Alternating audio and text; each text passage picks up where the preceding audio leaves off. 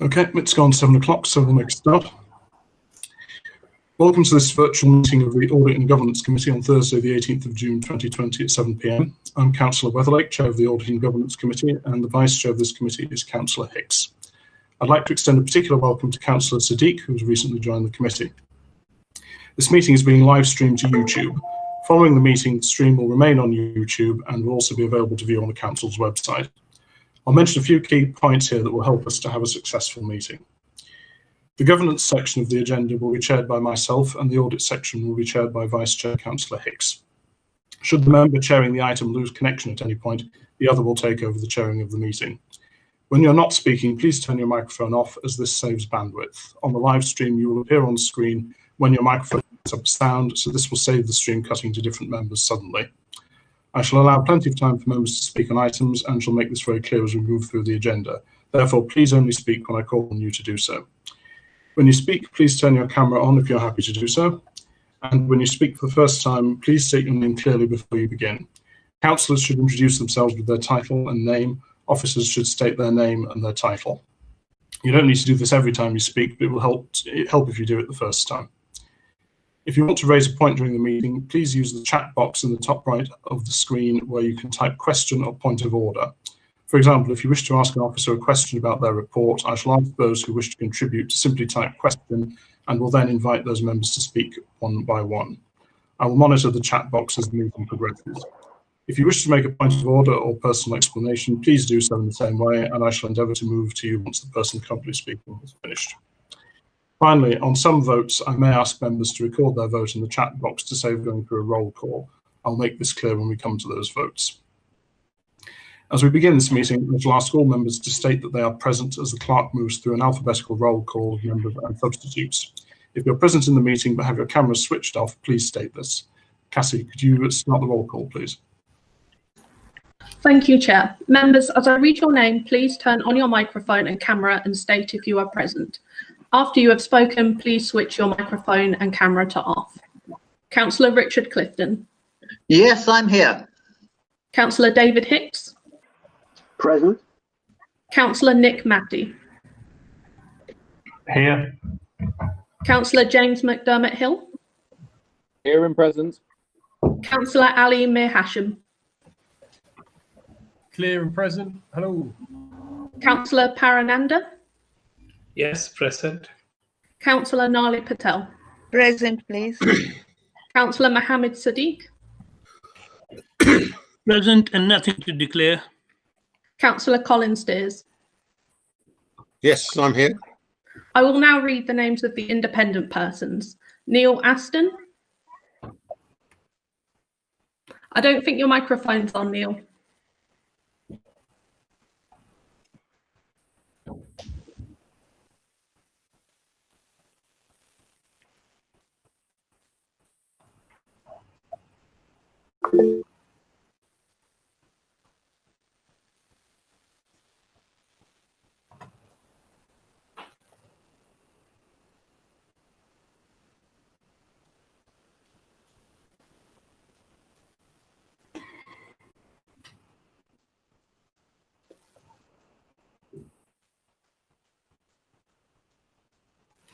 We still can't hear you.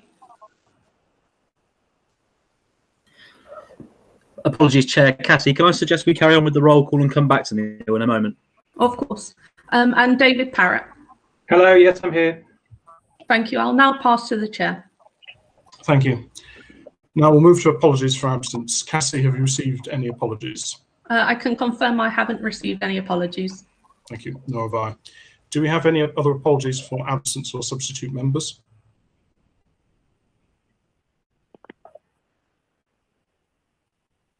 Okay, thank you. So we'll move on now to the declarations of interest. Does anyone wish to declare an interest?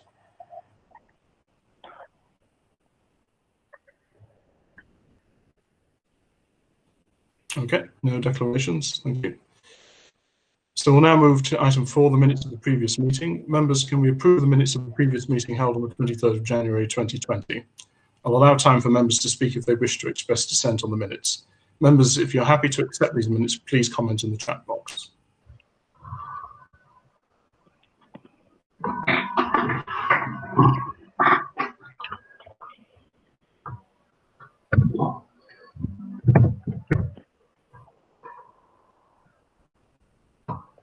Okay, thank you very much.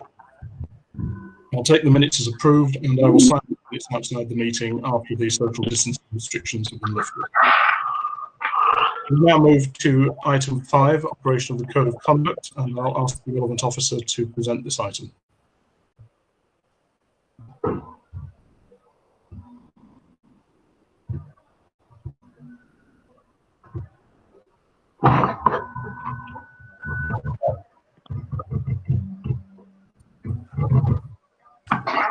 Sorry about that, Chair. I was thinking people can hear me. Yes, okay. The report is brief. I have to say that I was in post for about 6 weeks before the lockdown happened, so my involvement face-to-face with members obviously has been very limited. For those of you who haven't met me before, I'm Stephen Gerrard. I'm the interim monitoring officer, and I've been at Sutton now, both in person and virtually, since about the beginning of February. The report is there. I have to say that my time at Sutton in terms of member conduct has been pleasantly quiet, actually, which is no bad thing. You can see the 3 items that have currently before me. They're under consideration. In the light of the lockdown, it's obviously been difficult to progress some of these matters, and open questions.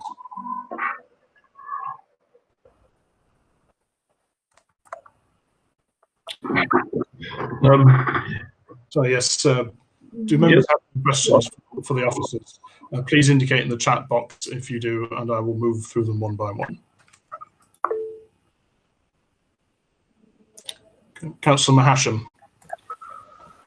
Thank you, Chair, and thank you, Stephen, for the short but sweet brief on this. In terms of the document on page 8, I was just looking at the points that the monitoring officer will consider in determining whether a complaint requires investigation. Point 4, just a quick question. It says the complaint is on the basis that the complainant has provided sufficient information, for referral for investigation or any other action. Now, I mean, I wanted to know what your thoughts were on, and what the line was on this idea of sufficient information. I mean, I appreciate it might be on an ad hoc basis, but what were your thoughts on that, and where do you see that going? How do you see it working in terms of the monitoring officer and complaints that are brought up about councillors?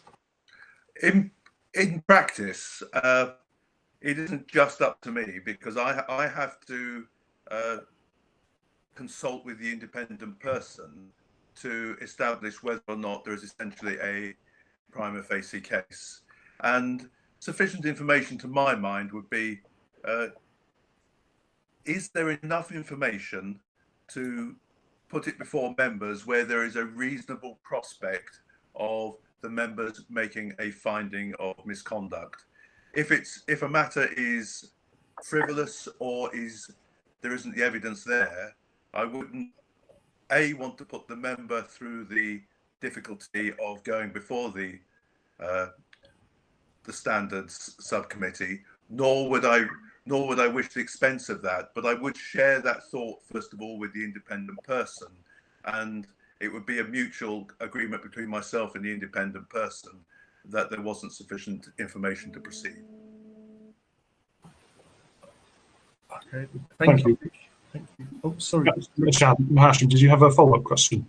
I do, yeah, thank you. I appreciate it. Thank you, Stephen, for that. And so in which case then, and I take what you said, at 0.5.1, it states that in addition, so the monitoring officer must consult the independent person when reaching a decision to investigate, and that goes by exactly what you just said. It says legal advice is taken when necessary to inform the decisions. Now, I guess where I'm going with that is, surely legal advice should be taken in every case. So whenever there's been a claim issued, the guidance to which you run by must be taken in conjunction with that of the law. And I know you will say it is in the Localism Act, but I mean the by the actual, by the in-house legal team at LBS? Thank you. I suspect that was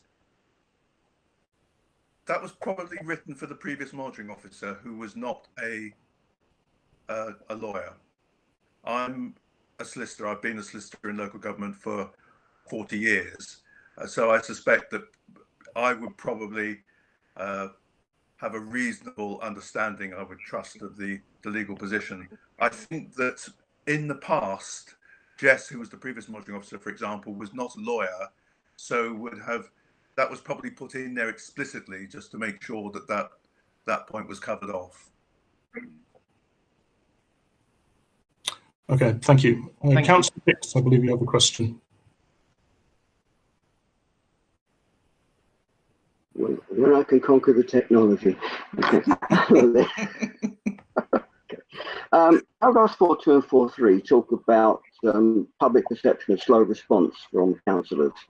Have you considered putting out guidance to all councillors on the best way of dealing with these issues, so we get a consistent approach, or are you going to leave it to the groups to sort out their own members? I think it probably is ultimately up to individual members, but I think it's probably a good idea that we, perhaps through the group liaison, think about setting some expectation. But of course, it is up to individual members. There are members who might choose to reply to no correspondence, and that's perfectly proper. It might be unusual, but there's no obligation on a member to reply to any constituent or to any correspondence. Okay. I come back again to a question I asked once before, which was, we talked about some form of case management system for councillors. Are we any nearer to getting that, or is it still a wish that isn't achievable?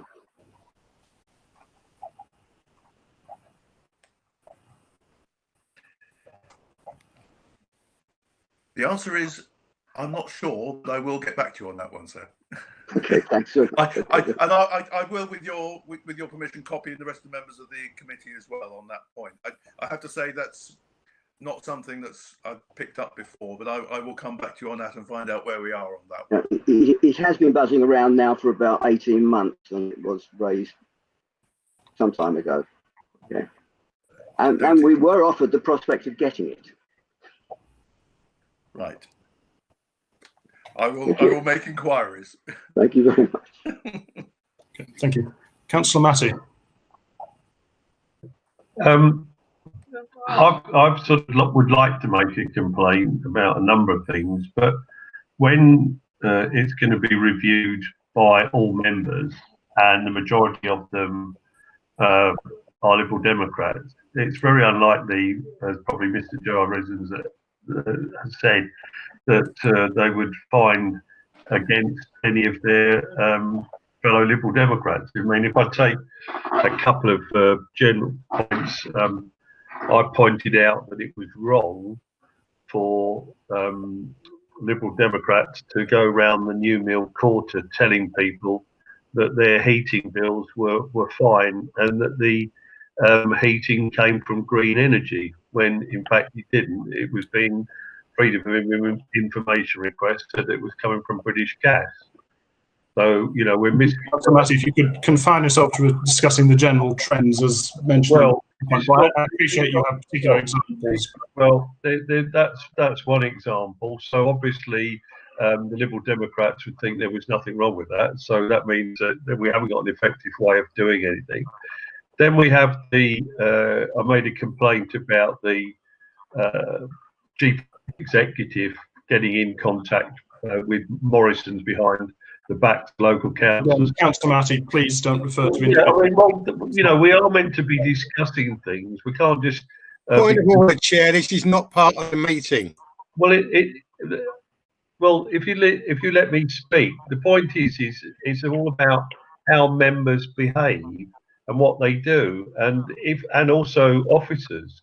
And we, you know, this sort of it's unacceptable when the monitoring officer decides that on the balance there is more Liberal Democrats than anybody else, that there will be the verdict will be in favour of. Excuse me, Chair. Where's your evidence for that? I'm sorry. I'm sorry, Chair. I think you do need to close this down because it's not Yes. appropriate. Yes. Could the monitoring officer respond to the general point, please? What? About impartiality. I'm not sure what the general point is, but the reality is that the code of conduct, I do not regulate the conduct of members. I've made this point to a number of members. Members regulate each other, and essentially members regulate themselves. They regulate themselves through groups, and they regulate themselves through peer pressure. And it isn't for the monitoring officer to discipline or to sanction individual members. It's up to members to hold themselves to account.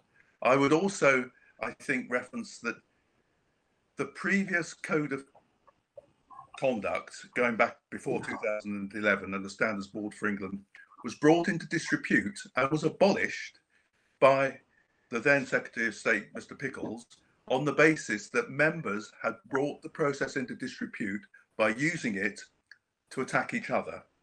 And the code of conduct is not there for members to use as a political tool, one against another. It really, it should only be used in those circumstances, in the most egregious circumstances. It is there to ensure public trust and confidence in the body politic. And if members actually use the code of conduct, one against the other, it will bring it into disrepute very quickly, and inevitably it politicizes the code of conduct, and that is wrong. Could I just make the point that what I'm saying is that as far as the law is concerned, any claims for any services or products must be true and factual. And therefore, if you've got political leaflets which are not true and you give them out to people to tell them that the service that they're getting does represent good value for money, then this is wrong. And the council needs a mechanism to tell members that they cannot endorse businesses. The businesses might be run by Sutton Council, but the point is that Point of order, Chair, this is not part of this meeting. Well, it might not be to you because obviously you're paid, to be a Liberal Democrat. But Councillor Matty, as I've said before, this is not the appropriate place to raise political points. So I'll have to bring... I'm not making a political point. All I'm saying is that if we want members to be treated with respect by the public, politicians should not endorse businesses. And as you probably know, there's about 250 people are making a complaint about their heating bills. All right, thank you, Councillor Matty. Okay. Does Mr. Gerard, do you have any further comment on this? I have no further comments, Chair. Okay, thank you. Councillor Nanda, you have a question. Thank you, Chair. It's on the point 4.3. It's talking about the members considering putting automatic responses on the email, which something I have brought up last committee meeting as well in October, whether we should have a generic some sort of link or something from the council, how these complaints or how the things will be recorded and how many days it will take to respond and all of the things. Normally we do get, when we report it to the members inquiry, we get a reply. It will take 7 to 14 days and we have allocated to this office or something. Whether shall we or can we able to have some sort of generic frame so where we can attach in our email to the residents? Thank you. I think this was dealing with something a little different. I think what you're referring to, sir, if I understand you correctly, is where you have referred something to an officer for a response, you would like to know the time for the officer to respond to you. Is that correct? I'm aware of the officer's response because we do get it within 7 days. What I'm asking is to send some sort of to the residents how the process works, so then they know it takes about 2 weeks or something, because nowadays they expect everything to be happen within 48 hours. It's my understanding that if you do refer a complaint or an issue to officers, then there will be an email sent to the individual setting out how long the response will be. I think that already happens, but I will confirm that. Thank you. Councillor Hassan, you wanted to briefly come in on this? Thank you, Chair. Thank you. And just my question would be to Councillor Nanda.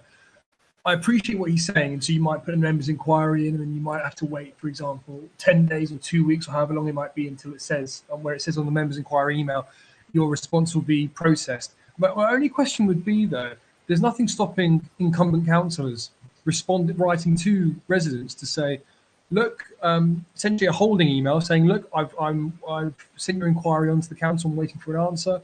Once I hear back, I'll let you know. And if it might get delayed or something, then you might be able to further just relay that information on. I think I remember we discussed this in a previous meeting, and I think what Councillor Nanda, and I think maybe Councillor Hicks as well, I think the three of us were discussing this. It's an interesting point. It's an interesting idea, the idea of having a set time at which we have to respond by. I think some of the issues that immediately come to my mind are the different types of casework that we get. So there might be some casework that might be more complex. There might be different work. The speed in which officers might work within departments might be contingent upon their workload, so it might be different as well. And I feel like I think it's incumbent on councils to be giving that steer to residents. Thank you, Councillor. When they're going to be able to complete pieces of work. Sorry, I'm rabbiting on. Apologies. Okay, thank you. Councillor Nanda, did you want to reply to that?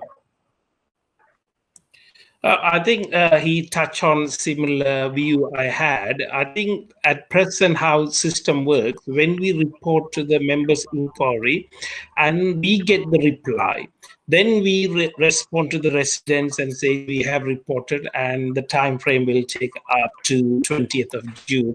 This is what I've been told by the officials and all the things. And we will get back to you in due courses. What I'm saying is, automatically, if there's a process, they can report to the resident as well, to the councillor as well, because at present the members' inquiry only reply to us, not to the residents.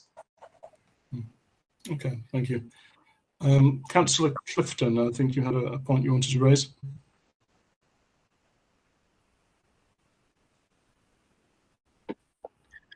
Yes, thank you very much, Chair. Could I really had two things I just wanted to raise.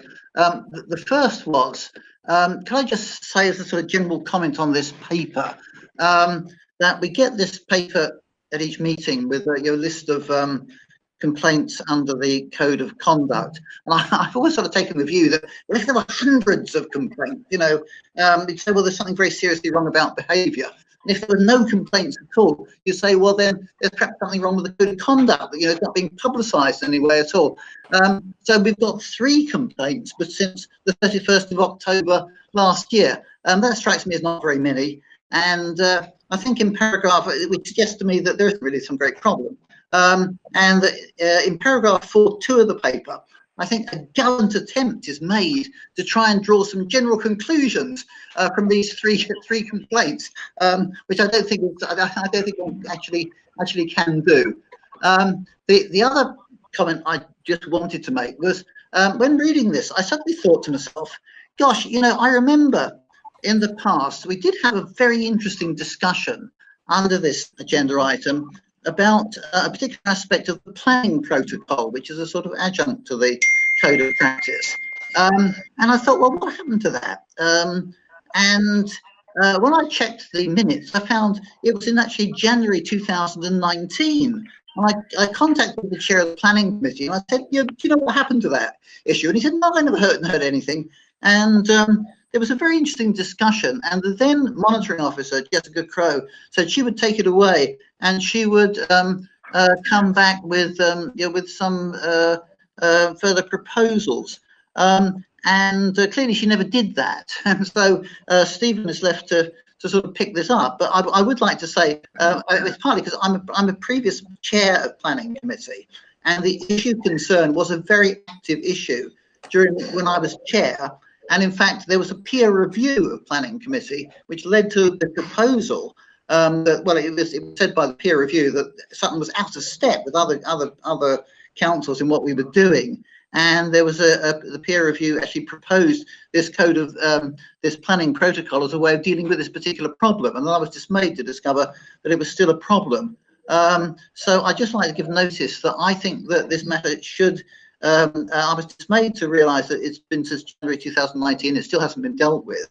I think it should be dealt with.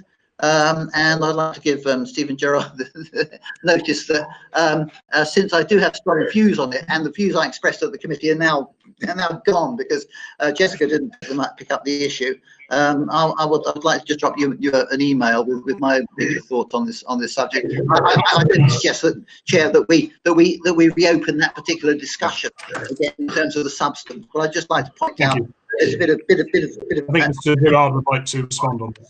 Yeah. Well, just to say, it has recently come back. It's come onto my radar. I think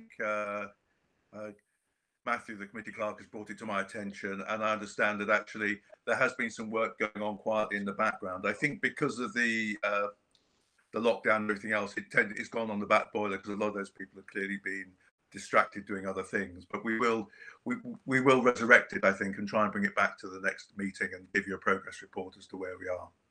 Thank you. Yeah. Thank you.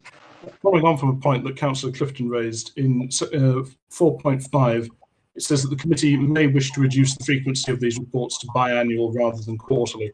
Does anyone have any thoughts on that?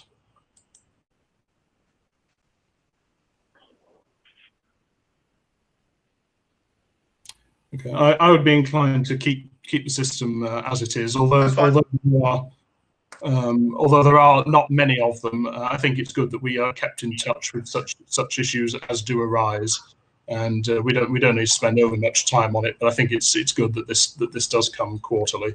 Does it have any strongly differing views on that? Okay, good. Right, I'd like to draw this item to a close now. So we will move to a vote on the officer recommendations. Which sorry, Chair. Sorry. Just I had a point. I just wanted to. Councillor, briefly, please. Just very quickly on this, was it possible to maybe add in the point raised by Councillor Hicks about the case management system? I'm quite interested to see how that might work. Well, the case management system that was yes. introduced, the point that was raised by Councillor Hicks. Will that be coming? That'll be coming back next meeting. Is that correct? It can do. Yeah, I'm happy to give that. Okay.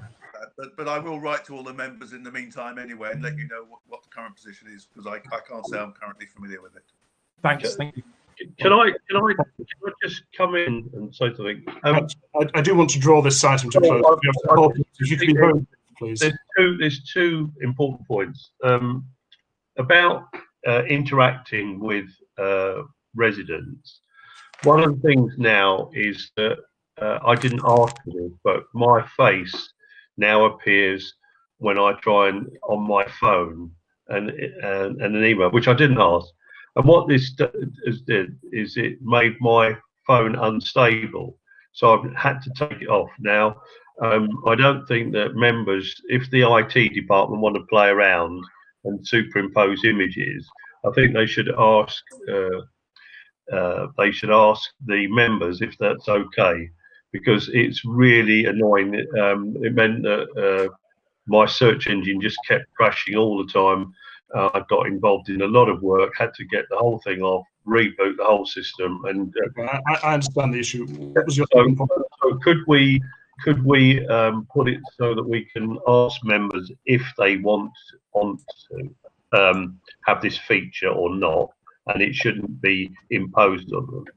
The second point, the problem as well, is that I think Councillor Clifton knows all about this as well, is that sometimes there'll be a complaint about conduct within the council, and I took a 500 signature complaint to the council, and the one Councillor Clifton, as it happened, sat on the committee and he refused. Again, I have to remind you, please don't what I'm saying is you can't have, if members of the public want to find out what's going on in the council, you cannot have friends of the complainant deciding not to investigate the matter, because in Councillor Clifton's again, please do not refer to individual members. What I'm saying is that we need to have a system whereby if a petition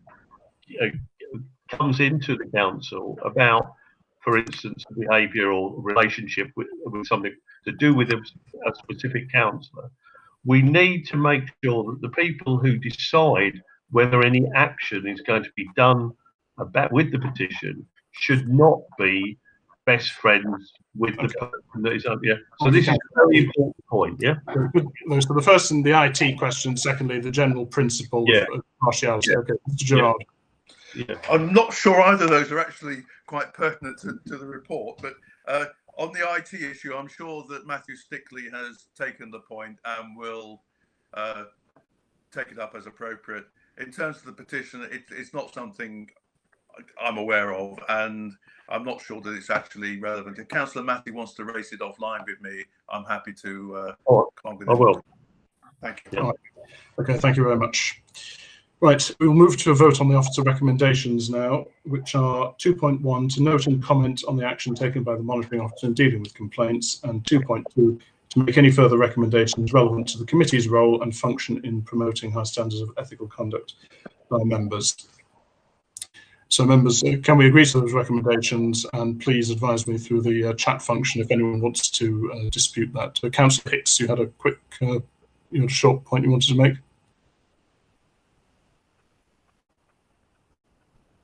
Yes, it'd be useful to know some statistics on how many complaints have progressed from a simple complaint to being actioned or just being rejected at the first stage, and what the reasons were for rejection. Okay. Yes. Please. Yeah. I think what I can do is I think there is a central database of these kept, and clearly most of these would have happened before I took up post. So I think if perhaps we go back 12 to 18 months, and I'll try and do a consolidated picture for the next meeting, that might be helpful. So rather than just a snapshot in time, we can do perhaps the picture over the last 18 months to give members a look at the trends and the totality of what's happening. Okay, thank you. Yes, I think that would be interesting to see those statistics. Yeah, I'd be interested as well, I think, yes. Okay, thank you. No indications of dissent, so we'll consider that report received and move on to item 6, Code of Corporate Governance. So could the officer present this one, please? Thank you, Chair. Can you hear me? Yes, I can. Oh, right. It's Margaret Cullerton, Head of Internal Audit. This paper is I'm presenting as the Code of Corporate Governance that's we developed as part of our annual governance review that we do every year. We set out this year a code in line with the CITFA guidance in delivering good governance in local government, so which sets out how the council meets each of the 7 principles, and it's something that we can then measure against each year to say how we're meeting each of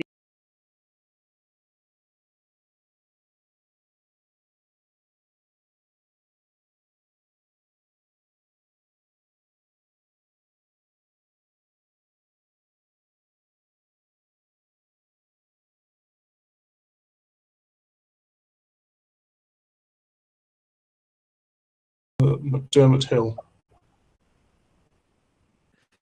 Yeah, thank you, Chair. I just have a very quick question, and I hope it's not a question that's too obvious.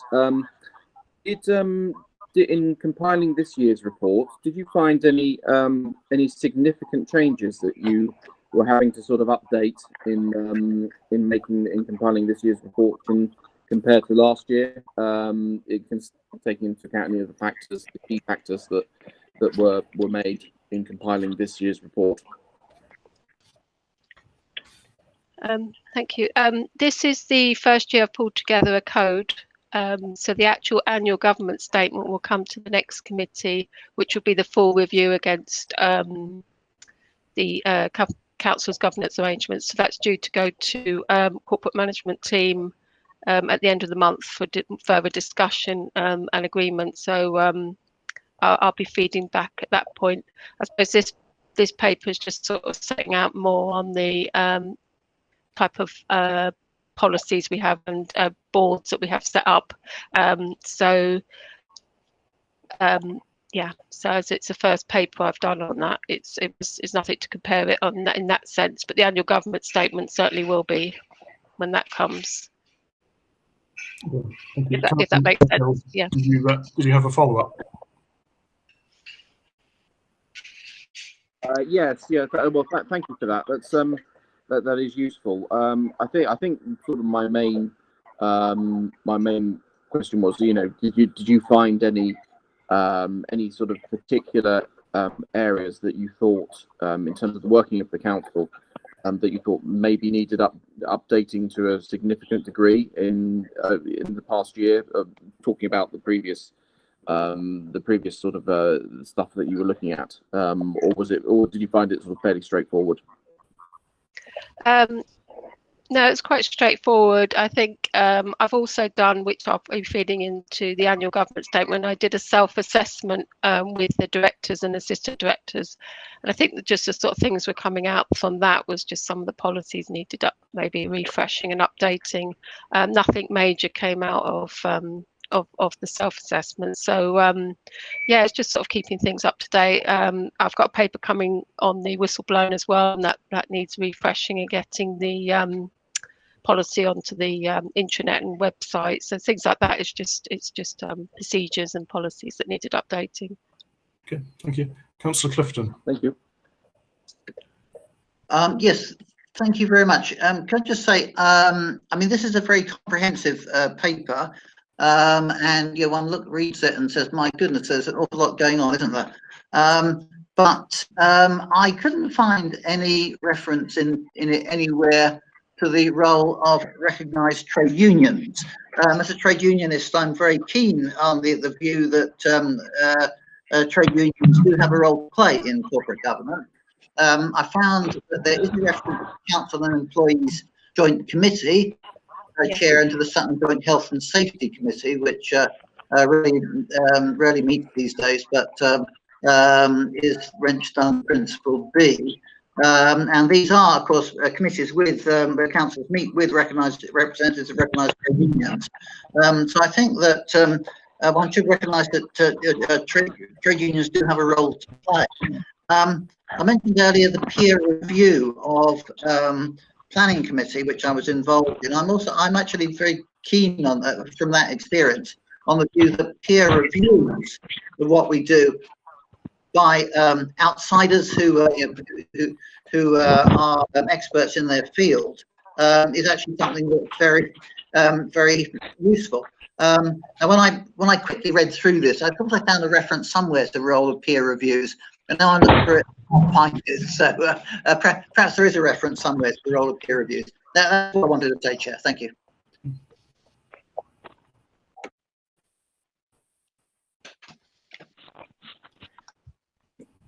Do we have a response to that? Sorry, I can't actually particularly recall if I'll have a look through it and see if there's any reference to peer reviews. I can't recall what section that would be in at the moment, but there should be a reference somewhere. It's certainly referenced in the main AGS. So yeah, I need to let you know. Councillor Clifton, do you have anything else you wanted to say? No, thank you very much indeed. Thank you. Thank you. Councillor Hicks, you have a question. Hello, yes, it's on page 22, page 23. We talk about reviewing objectives and priorities and then monitoring delivery of services. Are we talking about the role of audit and governance there, or the role of the councillors, council departments in maintaining that function?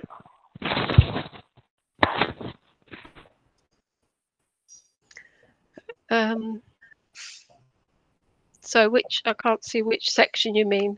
It's page 22, Yeah. last section, and the first section on page 23.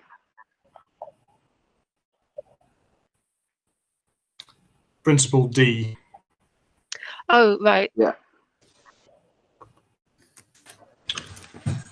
Because I think, oh yeah, this is actually talking about services that are reviewing their objectives and priorities, because then it links into appraisal objectives and service plans. So it's about services themselves that are reviewing those, and I suppose performance indicators and things like that would feed into that area. Okay. It's just that on page 23, the effective arrangements to identify and deal with service delivery, it mentions complaints procedure, contract management, performance risk board. I'm not aware of what that is. Whistleblowing policy and mechanisms for reporting fraud. What about? Oh, sorry, it should have the red board. Sorry. Okay.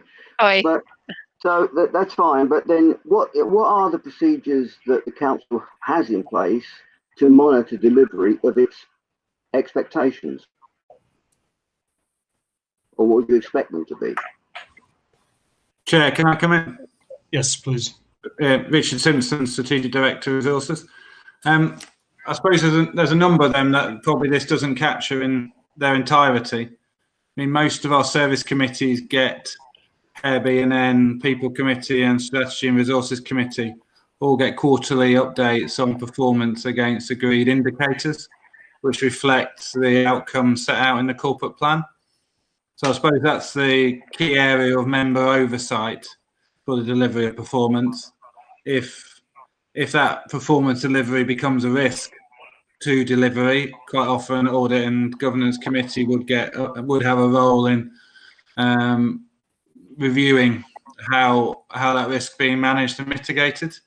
On a kind of operational basis, departmental management teams of the council would receive more detailed reports on performance at a kind of team and directorate level. The corporate management team would receive performance reports on a monthly basis, and then you get down into individuals' performance and appraisals, which Margaret set out in the paper. So there probably is there's probably a number of mechanisms that this framework. It's quite bullet pointy, isn't it? I suppose this document, it can't necessarily tell you the full story. I think what Margaret was saying in her introduction was that the annual government statement that comes to the next committee is more of the review against this, about how we're doing. This is just setting out some of the ways these things are done, I suppose, as a framework. Okay, thank you. Ms. Collison, did you have anything else you wanted to add to that? No, that's fine. That's very clear. Thank you. Councillor Massey. Yeah, I mean these are fine ideals, and you know they're to be commended, but in practice, you know, it's not really happening. I mean, the council have spent, I don't know, £30,000 plus trying to hide information from me about their heat. Well, I mean, if we don't discuss it, where can we discuss? I mean, the point is, we can't say, well, every time we bring up something that isn't working, we mustn't discuss it because it's political. It's not, it's money, it's taxpayers' money. Look at the way, the money that has now been squandered, because for a year, we've been, the council has been behind building a school in Sheen Way. Now we're I have to remind you that individual instances cannot be raised. The principles can be discussed. Okay. Well, on the general point, there is too much secrecy. I'm afraid that the council is divided. It's a sort of them and us, where it's certain information is kept hidden from members, so that we can't make informed decisions, and because obviously we're considered to be. I mean, the original reason that I was told that I could not see the financial review was it was very complicated, and basically it was, and that is so patronising, you know, that I cannot look at, you know, I'm a councillor I've run a number of businesses, and I cannot, but I'm unable to read a financial. I think Mr. Gerard might be the appropriate officer to respond to this. Well, the thing is that on the general point, we've got to move away from trying to keep things secret from other councillors, because the whole point about having a council and you're having 54 councillors is that councillors should be able to be part of the decision making process, and they can't be excluded because they might say, well, actually this is a really bad idea and it could end up costing the council. Thank you, Councillor Matty. Mr. Gerard, do you want to come back on that? Well, I'm not sure it would be helpful to do so, really. I think it's just worth noting that, in a sense, the ultimate arbiter of all this is the ballot box. And the reality is you are a council that works on a political basis, and the appointments to committees are by law on a proportional basis. The appointments to outside bodies is on a proportional basis. It is just the way of the world. You are a political entity. You can't get away from that fact. Okay, thank you, Mr. Gerard. Councillor Hassan, you had a question on the code.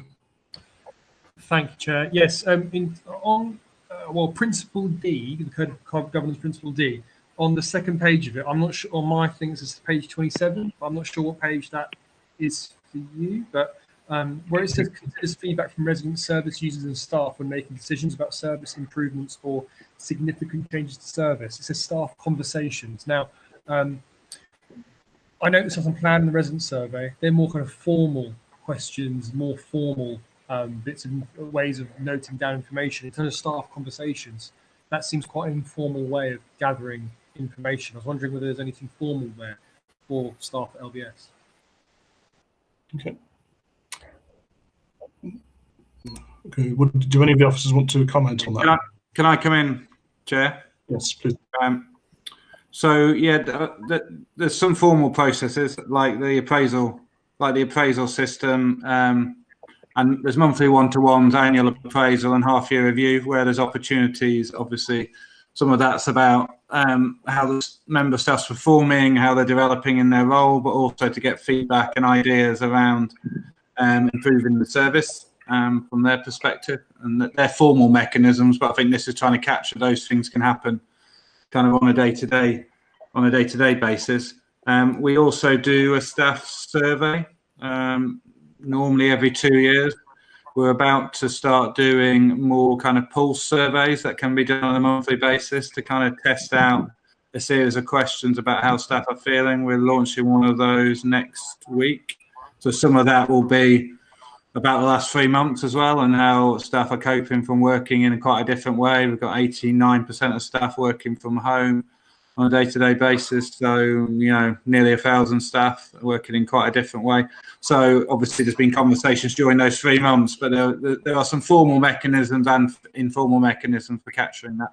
And obviously a significant amount of staff are residents as well. So you've got kind of two hats on as a member of staff. If you live in Sutton as well, you'll be receiving the council services. Okay, thank you. Councillor Hassan, did you have anything you want to say on that? No, that's fine for me. Thank you. Okay. Question from Councillor McDermott Hill.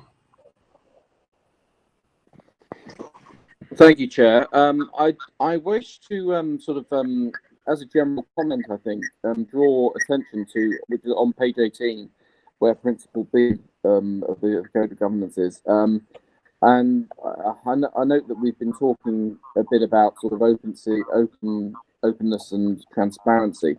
And I think the first bullet point at the top of that sort of Principle B refers to the Constitution. And I think as councillors, we are probably, well, I certainly find the Constitution and the Constitution framework a bit of a mystery in the council. And I think whatever comes out of this Code of Governance, I think if we as a sort of a body politique of the council are able to better engage with the Constitution, and I know that there has been some work being done on this within the council and getting outside figures to look at it and the rest of it. But I think if we can sort of hone in on making sure that our engagement as councillors with the Constitution can be improved, then I think that can only be a good thing. Okay, thank you. Does one of the officers want to respond to that? Yes, I'm sure that's correct. It's the first thing to say. I suppose just drawing attention to what this document's about. It's about the things that are in place within the council to help deliver those principles.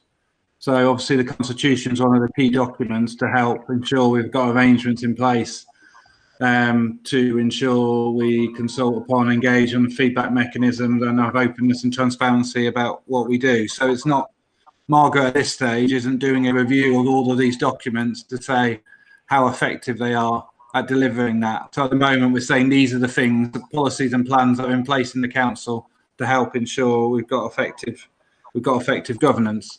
The annual governance statement as part of the accounts that comes next time starts to get into more detail about how effective are those arrangements.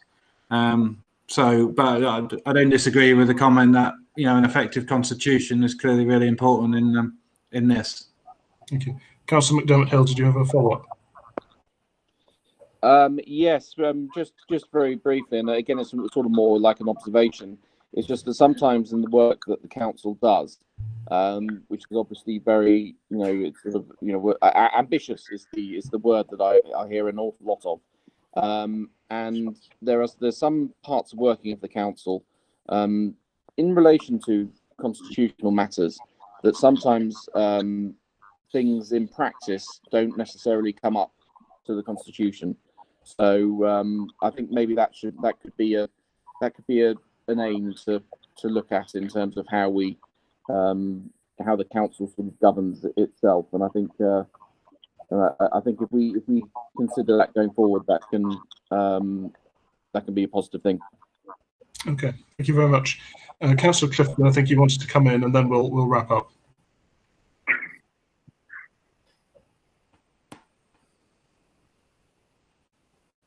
Councillor Clifton.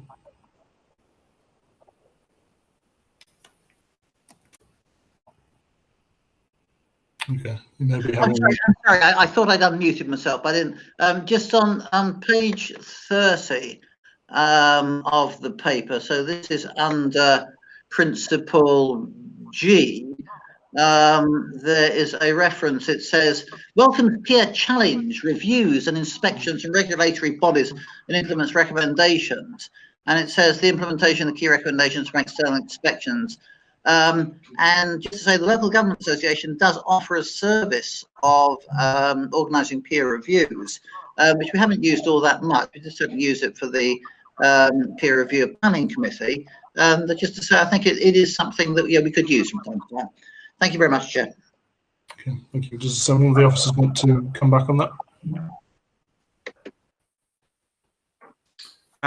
Yeah, I don't disagree that peer reviews are an effective way of getting feedback on performance. It's obviously not my decision what peer reviews we do and when. It's a wider consideration.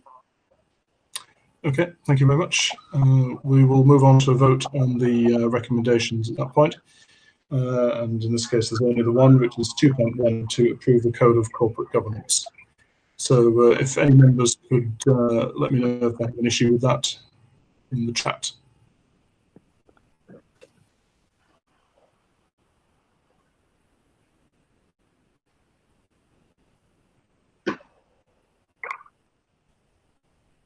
Okay, thank you very much. So we will consider the code to be approved.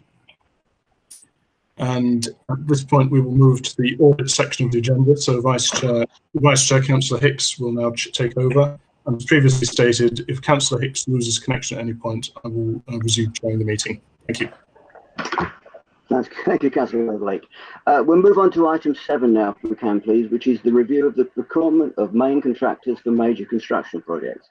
Could I ask the officer to present the report to this item, please?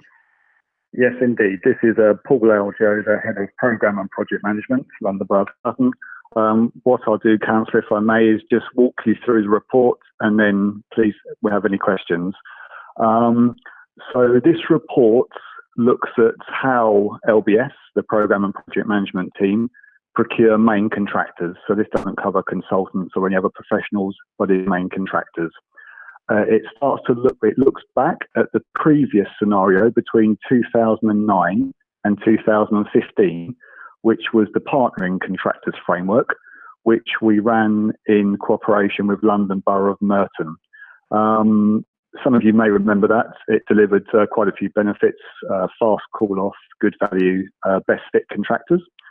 When that expired, or before that expired, we were using from 2014 onwards the London Construction Programme, LCP, Major Works Framework. That's now in its 2019 version. We have had some issues with that framework because, namely, and the most important, is the cheapest contractor wins the job, basically. And that may be despite previous poor performance. And we've also found a bit of lack of interest from contractors in pricing jobs, which is unusual in this current market. So due to the LCP limitations, we've been using other frameworks as well and doing a best fit approach to jobs. So as a programme or a project comes up, we've been looking at the best fit framework or the best fit sort of way to procure, such as the Crown Commercial Services. Sutton Standing Orders promotes the use of frameworks, and we sort of endorse the use of frameworks also. And the report looks at options sort of A to E initially, A being for larger projects over £1 million, like the LCP framework, which we would hold a mini competition, or an open tender via pro contract. And then it goes down to sort of D and E, which are for smaller projects, say D, for example, being the pro contract quick quote, which is under £100,000, or we could use the Mighty, who are our FM partner for projects under 110k. Then the report looks going forward at option F, which is to create a new contractor framework, and we would need to do that in cooperation with other boroughs because of the cost, which could amount to approximately £150,000. And that was based on the last framework we set up in 2009. That's not allowing for inflation. And then the report goes on to look at the uncertainty in the market, and that's sort of twofold. Firstly, the uncertainty of Brexit and the EU procurement rules and our involvement in them. And it also goes on to talk about the market conditions, which are not only because of Brexit, but COVID-19, the market's in a different place at the moment. So it talks about reviewing this in 12 to 18 months, which is a sensible thing. And then the report recommends, finally, that we, for the time being, until this review is done, we continue with the best fit procurement options, and that we also, as I've just mentioned, look at setting up the actual partnering framework with another local authority, and then we take that report back to S&R. Does that give you a broad overview, Chair? Thank you very much for that. Now, do members have any questions for Mr. Aggio on this? If they do, would you like to question the chat box, and I'll go through them one at a time? Mr. Parrott, do you have a couple of questions? Yes, just a few. Thank you very much, Chair. A couple of questions on 5.4 in the report, which is page 33. Option A, you mentioned choosing a suitable framework and holding a mini competition. There are, I believe, frameworks on the market where you don't need to hold a competition because they are single supplier frameworks. So I just wanted to sort of make sure that was in your... Yes, Councillor Parrott, that's a really good question. And I've actually raised that with our procurement colleagues because the old partnering framework that I mentioned that was in place from 2009 to 2015, that was a direct call-off framework that we set up. So we had overheads, profits and prelims already priced, so we could actually do a best fit analysis with the contractor to the project and call them straight off, which was, for me, a preferred option. Yeah. I'm not aware, well, I was told by procurement that we actually have to have a mini competition via a framework. And that was sort of how Sutton liked to do it to show best value. Now, I could be wrong, Councillor, but that's what I've been told. Okay, thanks. And my second question is on page 34, 5.5 option F. Again, it's not really a question, just something for consideration, which is that setting up your own framework. Frameworks generally involve some kind of fee to the administrator of the framework. So I just wondered whether one of the advantages of doing that would be a revenue stream, albeit not enormous, but a revenue stream nonetheless back to the council. Yeah, if I go back to the previous framework we set up, it covered its cost, its running cost, but it didn't recover the actual funds to set it up. So once the initial setup was done, then it would cover its running costs with staff time, etc., to maintain and manage it and sort of do the KPIs, etc. But there was the initial upfront cost, which from memory, it could never have really recovered. Well, it would have taken quite a few years. Thank you very much. Thank you, Zach. Okay. Thank you, Chair. Question. Thank you. Councillor McDermott-Hill, you have a question. Thank you, Chair. A very quick one. On page 32, on item 4.1, there's a reference, a historic reference to there being a sort of a direct poor experience with the contractor, but the contractor isn't actually named. Is there a reason for the contractor not being named, and is it possible for that contractor to be named here and now? Yeah, sorry. This report follows on from a report we took to Asset and Governance, Audit and Governance, about the failure of Lake House Construction Limited on the Hackbridge Primary School new build project, and they were the contractor this report refers to. Okay, thank you. Is that a follow-up question? Thank you. I had a suspicion that was the case, but yes, that's good to have that that confirmed. Thanks. Thank you. Councillor Nanda, you have a question.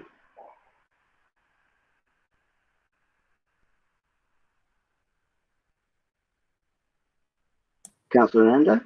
Yeah, I just managed to unmute. Yeah, my question will be from the 4.1, following on Councillor Murder. We have identified the issues from the past, and we have talked about the option considered as well in the near future. But in the past report, the last October when we gone through it, were you able to recuperate some of the money which we were talking about at the time, or this is not appropriate at this point to talk about?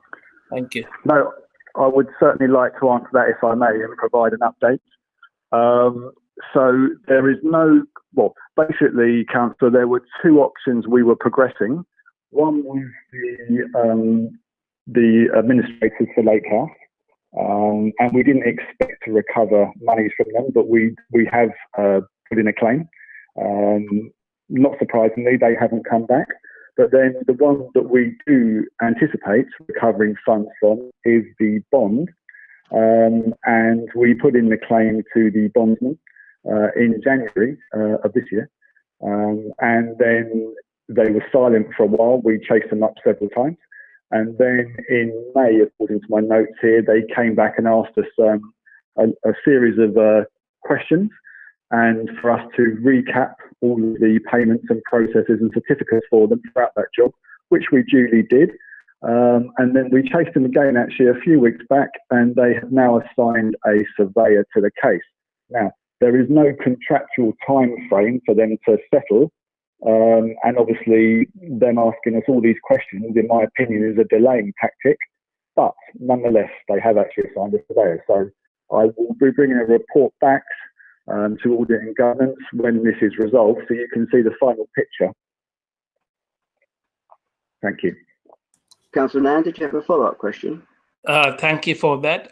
My second question will be on the subject is, you have highlighted in the near future that you will be doing a due diligence checks and everything before you award the contract. So while you're doing the due diligence checks, will you be doing it after we award the contract as well, every 6 months or some spot checks or something like that throughout the project? Because if this project is going to be 18 months or 24 months, what we have learned from the lake house, if anything could happen after 6 months or anything like that.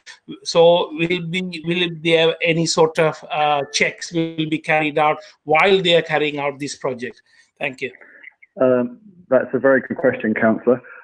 We carry out a check initially, even and the sort of the report, the findings of the audit on that, whether even if we're pulling a contractor from a framework where they've already been pre-checked and pre-vetted, we would do our own Dun and Bradshaw or another check on them before we entered into contract.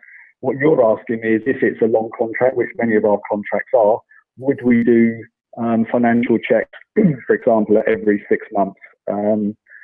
That is a good question, and so far we haven't been in that position. But I'm going to sort of say yes, we will. My answer would be we would only do checks during a contract if we had reasonable doubt that the contractor was either not paying subcontractors, or they were in some sort of financial danger, or they'd been bought out by a third party. But what you're saying makes perfect sense to me, so we will endeavour to do that. Can I come in, Chair? Yes, please do. Yeah. We might be in danger of rerunning quite a long conversation on the audit report last time, but I think it's worth highlighting on page 35 in 6.1. I just don't want members to get the wrong impression. We did do due diligence on Lake House, and the framework provider did, and financial checks were ran, and the council took the appropriate action as soon as Paul's highlighted before, as soon as we had the view that there was Lake House running into problems. So yeah, and as it says at the bottom of 6.1, the risk is not reduced by any of the alternative procurement options discussed in this report. So there's a wider consideration of the kind of most appropriate procurement route to get best value for money for the council, which this paper's about, but it doesn't necessarily, it doesn't eliminate the risk of contractor failure in this market. Okay, thank you for that. Can we go on to Councillor Clifton? You have a question? Thank you, Chair. It was partly almost a sort of comment. I'd sometimes like to try and sort of stand away from papers like this and say, well, what is the sort of fundamental problem with this? And I feel that there is an issue which is not so much raised in the paper, but in the comments that were made in introducing the paper, which is the pressure that exists in many of these frameworks to always go for the lowest price. I found that my career in a number of public sector organisations, I took part in quite a few contracting operations and experiences, and there is a sort of pressure to go for the lowest price bid that you get. Although at times you don't have confidence that these people are actually going to be able to deliver it on the basis of the price that they've quoted. But people feel that they might be criticised if they have gone for a higher price bid than they might have done. So I think in this paper you set out sort of 6 options, and in a way I think that you're saying, well, there's a degree of discretion in the way in which it's approached, but there's some further work to be done. And I'll be interested to see what comes out of this further work. But there is a real difficulty, I think, for people who are trying to take these decisions in these circumstances. Thank you. Thank you, Councillor Clifton. Councillor Matty, you have a question.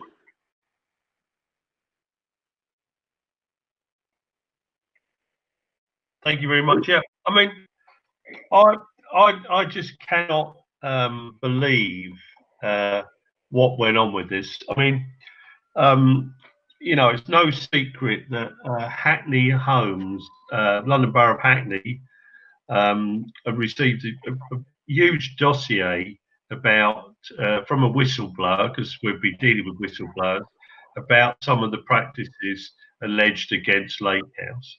There was a full investigation by Hackney Council.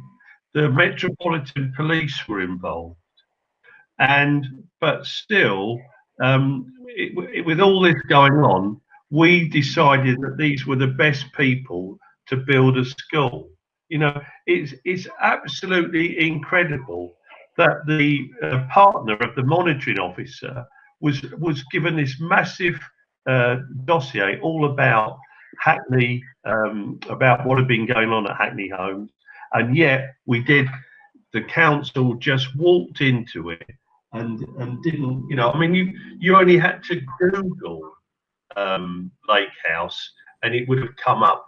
The Evening Standard ran headlines about what was going on, and I just cannot believe that we've done this. You know, what happens is that the council likes to put its head down and wants to get on with things. I mean, the fact that the school was even built with an air quality assessment. Councillor Matty, I will call you to a halt there. I understand. Yeah, yeah. All right, I'll conclude. All I'm saying is that anybody that read any newspaper, could have thought to myself, hello, this is not, especially in light of the Grenfell fire, when they were one of the contractors that was meant to be putting in fire alarm, fire detection equipment. Yeah, Councillor Matty, I've got the point. Now, I'm going to ask the officers the question. When did the information about Lake House become available during this process of tendering for this job?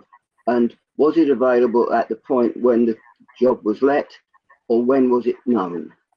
Chair, I'll let Paul come in a second, but this report isn't really about Lake House, and we did have a full debate about Lake House, and Councillor Matty made all those points, and I made a number of points back to Councillor Matty then. I don't know whether this is the second go at that decision, but that's in the past, isn't it? This is about how we set up a framework in the future. So we had a full debate last time, but I'll let Paul come in with the facts. Yeah, thank you, Councillor. I haven't actually got all the dates in front of me, but Councillor Matty did put in an FOI or a member's inquiry with those dates, which we gave him. And from memory, and this is from memory, and I will check, we actually were in contract when that, or had agreed a contract when that was actually in the public domain, as in the press, because, like you said, we would have known about it as well. So I think we were before that, and that was fully answered in the member's inquiry at the time, as well as in the report we took to Audit and Governance the first time covering the matter. Fine, thank you for that. Then I accept that as an answer, and that we go from there. Can I ask a question, please? Because I look back at the audit report to Audit and Governance in October last year, and it said that, well, this report here today says that we were forced to take a contract on price only, but the audit report said in section 2.5, I think it is, last time round, said that the evaluation was based on quality and price. What was the evaluation? What was the evaluation of quality in that? Yeah, I think basically thank you, Councillor. Sorry, how we normally do it is price is 60%, and then the quality and some other issues are less than 40%. So price would always win. Okay. Chair, can I come in? They do need. We talked about this last time as well. They do need to pass certain quality thresholds to get onto the framework. So if members are thinking anyone could put in a bid and get the job, that's not the case. They got onto a kind of construction framework led by another local authority, and were assessed as capable of delivering this scale of work. I think what Paul's saying, once people get over that threshold, it will then be based on price. It's very difficult to get rid of them, or impossible to get them off the list, if that's the case, I assume. I think, I think that will be down to the framework provider, not the people who use the framework. Yeah, okay. Can you ask me, I went back again and looked at the timetable of events for the Hackbridge School, and I was a bit confused by it, because paragraph 1.3 says the Children, Family and Education Committee met on the 23rd of March to approve the capital expenditure for the contract, but the contract was let on the 18th of March. Contract was awarded on the 18th of March before the capital had been agreed. Is that an error in the report? I'll have to get back to you on that, Chair. We certainly had agreement to proceed to contract at the time. I do recall that, so maybe it's an error of dates in that report, but we can certainly check that for you. Okay, that's fine. How long were you actually in the process of letting it, from initial invitations to final selection? How long did it take? It's months. It was months, was it? And that's Well, even with the short. That's well, even with the shortened timetable. Well, you've got sort of a tendering process where they're given sort of a period of time to actually price the work, and then there's a tender review period, and then you sort of answer any sort of questions from there and do the tender review report, and then obviously you're, once the committee approval is gained, you're sort of free to enter into contract if it's the correct price that's been agreed. Okay. So there is sort of a formal process to go through. Okay, thanks very much. There are no more questions, no more debate on the subject. So can we now move to the vote on this? Oh, sorry, quick question, Councillor Hicks. Sorry. Yes. I want to make a question. Sorry. Okay. So just very, very quickly, in terms of just this point, Councillor Hicks, in what you were just saying there, were you implying that there was an issue with the tendering process in terms of the actual process itself, or? I wondered were you just merely asking questions? I was asking questions of detail because I was interested in whether there was any pressure to complete the tender quickly. Because I think what it sounds like to me is that the tendering process itself is something that's been worked on with other local authorities, as it was. I can't remember the names of them. And it seems like to me, from what Richard said, is that it was formed on the basis of meeting the criteria first, then price. Now, I mean, as a method in terms of when you're thinking about public funds, that doesn't sound necessarily wrong to me. I appreciate when you get to the minutiae of it, there might be issues, but I think the point that needs to be stated and stressed is that the agenda item that we're discussing right now is about a new framework. Yeah. And so I think we need to be focusing on that. And I think the point Paul made about how, because of various issues that have been coming along, this needs to be further looked at the next meeting.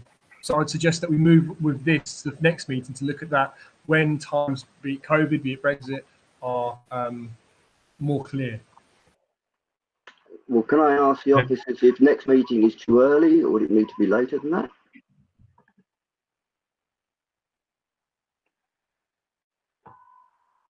This is Paul Aljo speaking. In my opinion, that would be too early because we need to move the process forward, and the report mentions the review to take place in 12 to 18 months. Now, that might be too long, so we might have to do an interim in the meantime, but that was the figure. Oh, no, sorry, I didn't mean, yeah, absolutely fine. That's fine by me. Okay, fine. Councillor McDermott-Hill, you've got a question. Actually, thank you for inviting me in, but I think my question is probably more appropriate for the next item, although it is related to this particular issue. You've gone, unfortunately. Could I make just a Sorry, please? Councillor McDermott-Hill, are you there? Yes, sorry, I think I might have been covering myself on the microphone. No, sorry, what I wanted to say was that I've got a very quick one, but it's probably more appropriate for the next item, even though it is related to the same issue. Okay, thank you. Councillor Matty, what is it you want to ask us? Very quickly, with a lot of these things where they seem to go wrong, you feel that the politics or the expediency takes over. I mean, with this particular project, first of all, it was building a school on a greenfield site, which the council in its local plan said it didn't want to do. If it was building on metropolitan open land, and the trouble is that officers must feel under pressure when they see the politicians, if you like, in one, with one voice declaring we must build a school in Belmont because we need to build on brownfield sites, and then and then in the same week we're told that we're building a school on a greenfield site because we've managed to take a bit of metropolitan open land, and I'm afraid that this get things quickly, for political expediency, it must influence officers because they must think, well, I'm dealing with people that keep making contradictory statements. Obviously, they're just politicians, and it must be very difficult for officers when you've got this completely different approach. Saying one thing and doing another, and I'm afraid that it must be very disheartening for officers trying to deal with people who, are always trying to do a positive spin on things which that they're meant to be opposed to. But that's just a comment. Okay, thank you. I don't expect officers to respond to that. Do you, Councillor Matthew? No. I worked in local. If I could just give another example, the poor Councillor Matty, please. Enough. It's a dilemma for them. It is a dilemma. I worked in local government for many years, and I understood the political imperatives to get things done, and the officer's job is to deliver it in the best way possible. So there is always an issue of timescales. Things need to be done quickly or slowly. So I sympathise with anybody in that position, but that shouldn't mean the officers do a job anything other than to their best abilities. That's the way it would be. Okay. Any more questions on the subject? No. Can we then move to the vote? The recommendations are to note that following this review of the council will continue the current best fit approach of choosing the optimum procurement route to suit each particular project. To note that the council will consider an additional option of setting up a regional contractor framework again in 12 to 18 months' time when the legislative and business context is stabilised post-Brexit and post-COVID. The report will be referred to the Strategy and Resources Committee for consideration. Can we agree that report?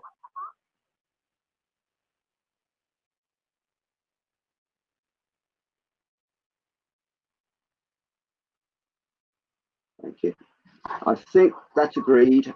Can we now move on to item 8, please, which is the internal audit progress report? Thank you, Chair. Yes, this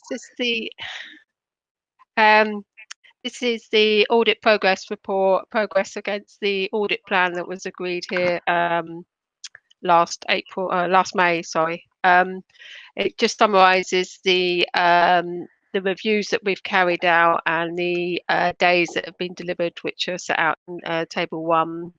As you can see, we've actually over-delivered on days. I just wanted to point out it's not an additional cost to the council.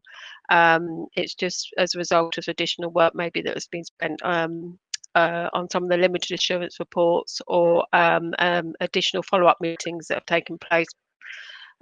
So we have actually got 84% substantial assurance at the time of the report, which is good.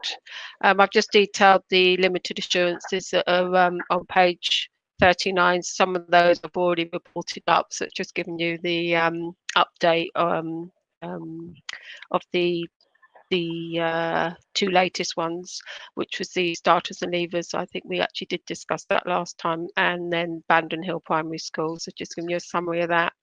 And the as I've mentioned before, all reports we follow up all the priority 1 recommendations, which I've given you an update on the appendix of those. So we only have 7 at the moment, which we have provided a comment on. So I think we've still got 1 outstanding from 18-19. So I've just had an update on that they are they haven't actually managed to get an automated process in place, but they're going to start doing a manual process for the VAT returns. So hopefully we can get that action closed off shortly.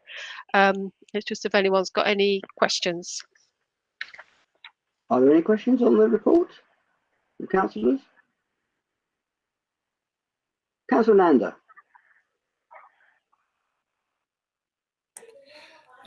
Thank you, Chair. Just a quick one. On the point 4.9, that there was an audit found out that there's a 2 staff left and they haven't had a what do you call levers thing. So therefore, they had the access to the IT for 3 months, 1 to 6 months, and also they have outlined the process as well, what they normally do in terms when people leave and all of the things. Can you give us a assurance that there are strict procedures has been put in place so this won't happen in the near future? Thank you. It's probably worth me coming in, isn't it, Margaret? Okay. Yep. It's just, I find it uncomfortable if you're asking internal audit to give you those assurances, because they're the ones asking us for the assurances. So I'm not sure Margaret should answer on behalf of the organisation. We did a couple of yes. So it's got senior management attention because I think there's obviously the audit identified some gaps in the process. Most of those gaps were around interim staff, because the way interim staff leave an organisation isn't quite as clear cut, I suppose, as permanent staff. Permanent staff, you go through a process, you resign or you leave, your payroll process is stopped, and that all triggers the other processes around the leaver. So ID card, IT, etc. Sometimes interim staff, particularly in areas where we have more use of interim staff, like social work, sometimes interim staff can obviously leave quicker because they're not on the same period of notice. And also, when they stop doing timesheets, they stop getting paid. So sometimes a manager thinks they're finished, kind of thing, rather than with a payroll system, you have to finish the process, otherwise you're still paying the member staff. So we've done a lot of communication across the organisation with managers about the importance of this. So the first thing is about accountability. I suppose for managers in the organisation, it's their responsibility to ensure this is done. It can't be done for them by the organisation. We've also made it improve the controls between kind of HR and IT, so that when interim staff leave, there's kind of an automatic notification. And we're also now doing kind of monthly checks so managers get a list of people who may still have access. So a number of kind of mitigating controls put in place, but just to stress, it's mainly been around interim staff and agency staff, not permanent staff. Thank you. Councillor Nanda, did you have a follow-up? No, that's thank you for it. Okay. Councillor Clifton, you've got a question. Thank you. So it's maybe a bit of a detail, but I just want to ask on page 44, I was just interested, I noticed item 23, it says register office, disposal of certificates. I don't know if that means the registrar's office, which is in my ward. And it says advisory report. I'm not sure I've come across that before as an animal. So it's not, doesn't seem to be offering assurance, but it's advisory. Could you just explain? There are a number of these. Is that a new development, or have you done these advisory reports generally in the past? Yes, we have. Sorry, is the registrar office. We have been asked before to come in and assist them with disposal of the certificates. So we did do an advisory report more about how they store them and some of the process. So we didn't do it as an assurance piece. Actually, on that one, I just sent my apprentice in, and they just did some work with them. So that was more assistance, and it was just a couple of days' work. The transforming families I put down as an advisory. It's a grant claim, and we do a sample check. So we just pulled a report together on. It's more about saying how we picked our sample, what issues we've found, if we have found any, and that adjustments they've made. So it's not really providing full assurance on it. We don't do it as an assurance, we do it as advisory. So that's why I've called it advisory. And then the appointee and deputyship, we were asked to provide some advice on the new system that was coming in, but I've got that on the plan for this year to do an actual audit on it. So the assurance work is always where it's we've actually looked at the controls in place and we've done a full piece of work, but sometimes we're asked to come in and just give advice. So I would just document we have done some work, but it's just advisory work. That's why there'd be reference like that. So these are circumstances in which you are asked, in a sense, to act as sort of a consultant and to come in. But you're asked by management to come in and give some advice. I suppose I'm trying to justify because the days we're spending that to reflect, to say this, we have done these pieces of work as well as assurance work. So you can see the full picture of the work that we actually do. So it is responding to management asking us to advise them on things. I think it's quite legitimate. You should do such work when it is requested. Yeah. Thank you. Is there a follow-up question, Councillor Clifton? No, thank you very much. Thank you. Councillor Steers, then, you have a question. Yes, good evening. Hello, sir. Can you hear me? Absolutely. Right. I just suppose a little bit of concern, really, from the Director of Finance. His explanation of starters and leavers didn't give me too much confidence. Interims this, interim that. I've actually been in charge of a payroll of 10,000, where somebody actually was, sadly, was caught and they went to prison for nearly a £200,000 fraud. I didn't feel that he was could give us confidence. Interim people this, interim that. For me, they're an employee. We take them in, and we should have the same governance arrangements, the same separation of duties and controls. So I don't, and having been the lead counsellor for social services, I appreciate there's a big turnover, but that really is no excuse when the council has been in existence for quite some time about having decent controls. So I'd just like to comment on that one, please. Can the officers respond, please? Can I come back? Please, yes. Yeah. Okay, so so the issue, there's no issues about overpayment in here, to be clear for the first bit. So it doesn't matter how many, 10,000, 100,000, 1,000, we've not overpaid any staff. There's no issues. The issue, why I was, well, interim, as you said, why I was referring to interim was just to say there's a different process whereby interims leave an organisation than permanent staff leave the organisation in terms of stopping their pay. So I think managers have believed that their person's leaving, the person knows they're leaving, they're not approving timesheets, so there's no pay leaving the organisation. There was a gap in the process that managers also have to finish that process by making sure their IT is removed as well. And there's 2 cases, I think, that was raised here where that hadn't happened. So what we've done is made sure we reiterated to all managers, we can't do that for managers. If a manager in children's services doesn't do that, I can't be running around and making sure they do it. What we can do is make sure that's crystal clear that that's their responsibility. So we've done that one. And 2, put some mitigating controls in place so we don't have to wait for an audit to pick this up. We've got monthly reports that pick up whether someone's left the organisation and their IT hasn't been removed. So hopefully that gives you slightly more confidence that we've taken this seriously and putting in place some action to address it. Thank you for that. Thank you. I would like just to come back and say that has given me more confidence. I know it's not an easy place to where we are at the moment or the way to manage changeover, but that's given me a bit more confidence. Thanks, Richard. Thank you very much. Let's see if there's any more questions. Councillor McDermott Hills has to leave the meeting because he feels unwell. So there's another question from Councillor Nanda, I believe, on question 8B.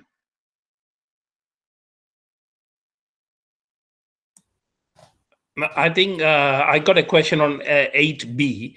I think I can produce the report yet. Or can I ask now? Or? No. Just I thought if you want to put questions in, make them relevant to the item on the agenda. So we'll go and move on to the next one. Thank you. There are no more questions on this report. So can we agree the recommendations, which is to note and comment on the attached progress report.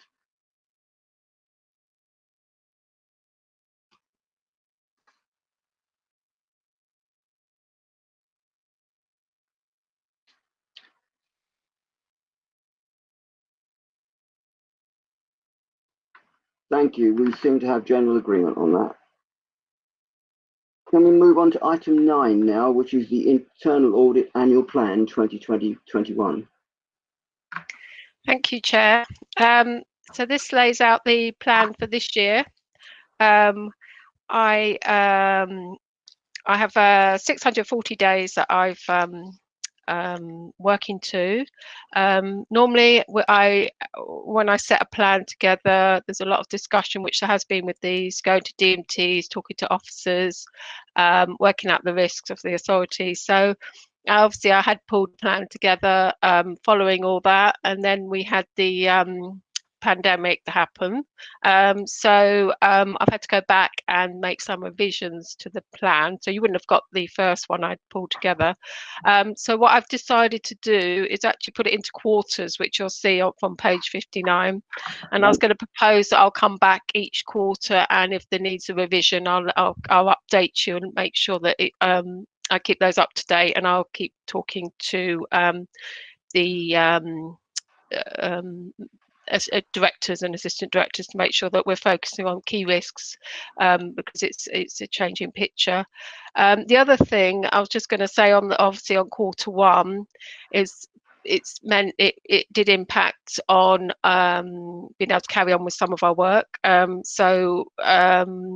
The work we've done is obviously pulling together the annual government statement and troubled families, and some of the work that and the cemetery we were able to get on with. Some work we've been able to get on with. We have been getting more involved in advisory work to do with government grants on discretionary grants and infection control and pieces of work like that. So they're all of added value. So I just sort of make that point. But the plan, the rest of the plan, I have tried to stick with some of the obviously the agreed audits, but also put in some other ones that were such as adult social care easement, obviously as an effect of what's happening with the in the council. So each of these audits that I've put on, and also on the temporary housing and things like that, we will be having discussions about timing and about the scope of the audit. So there'll be more work going on there. So that's really all I wanted to say to you, to draw your attention to. So if I have any questions. Thank you very much. Any questions on this report from the councillors?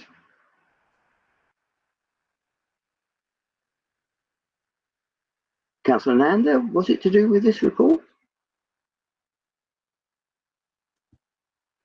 No, I think I missed it. It was supposed to be on the 8.B. Okay. Yeah, I missed that one. So now we are. Well, let's talk to it separately, and if there's any question, we'll put it in writing. Okay. Thank you. Okay.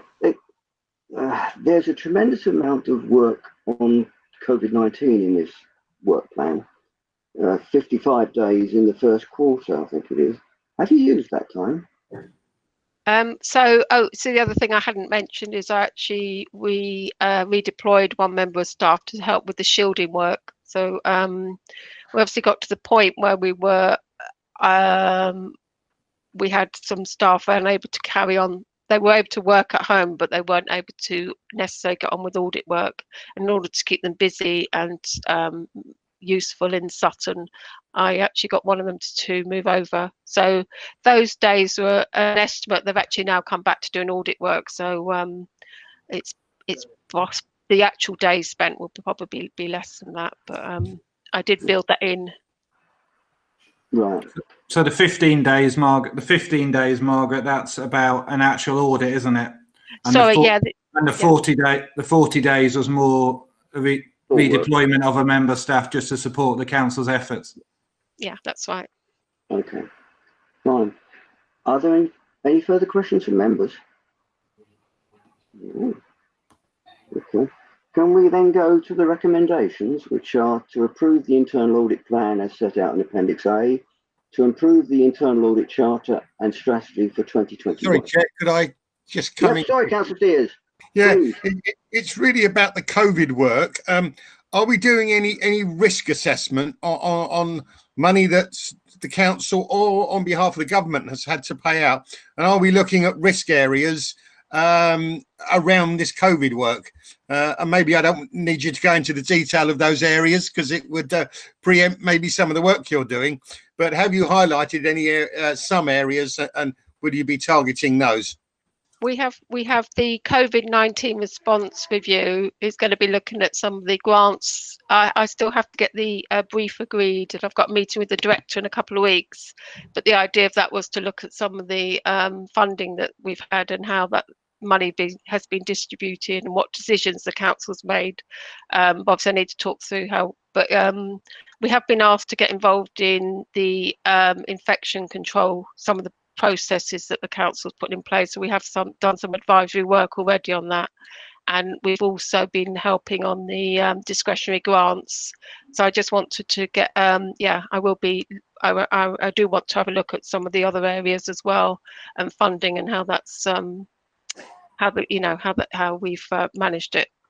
And that's funding going out maybe into the community, into businesses or individuals, because quite frankly, we've all been through some difficult times, and we would want that money placed in the right places to the right people. So I'm pleased that you're got this in the programme. I suspect the government will also come back at some point to ask for sign off, and so hopefully that would help to provide assurance. Because I presume the director will have to sign off some returns on that he's happy that it's been. I'm sure Richard will do that. Yeah. And he's confident. Thank you very much. Thank you. Thank you for that. Can we agree the recommendations?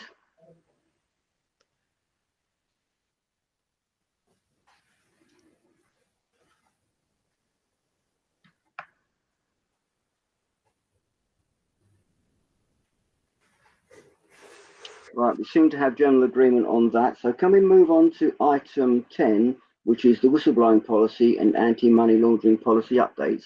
Thank you. Can the officer make a presentation on this report, please?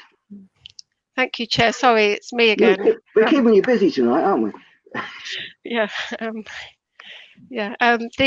whistleblowing policy and anti-money laundering update. Council currently has a policy in place, so it's a refresh of the policies. So the whistleblowing policy, I've done a check against good practice and just refined some of the wording and expanded some of the wording, which I pointed out on page 76 and 77.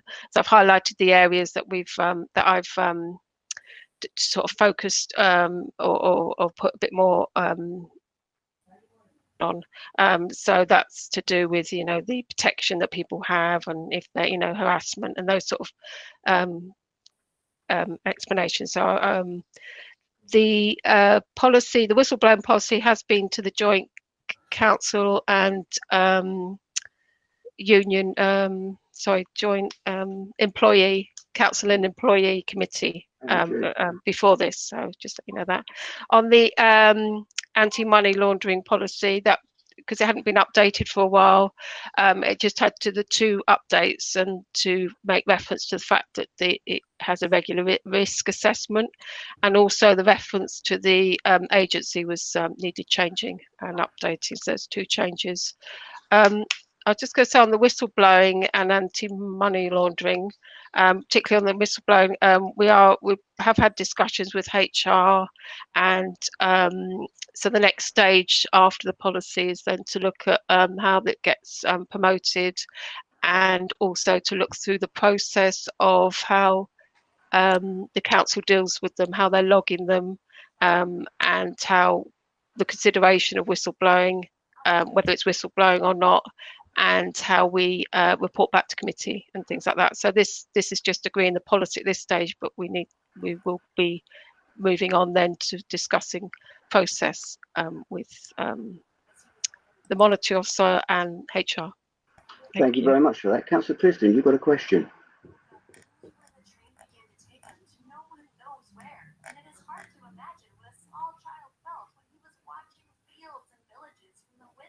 Councillor Clifton. Yeah, sorry, I've now managed to unmute myself. I'm now trying to find the piece of paper that I wanted to ask you about. Yeah, I was just going to say, yes, you're right. It came to the Council Employees Joint Committee. One of the comments that was made there was that on page 89, you've got a list of officers with telephone numbers. I didn't know whether these telephone numbers might come out of date, including the Assistant Director, People and Organisation Development. I don't know why it's the Assistant Director. Is there a Director of People and Organisation Development? So there's somewhere in there, which I'm now searching for, about malicious provisions.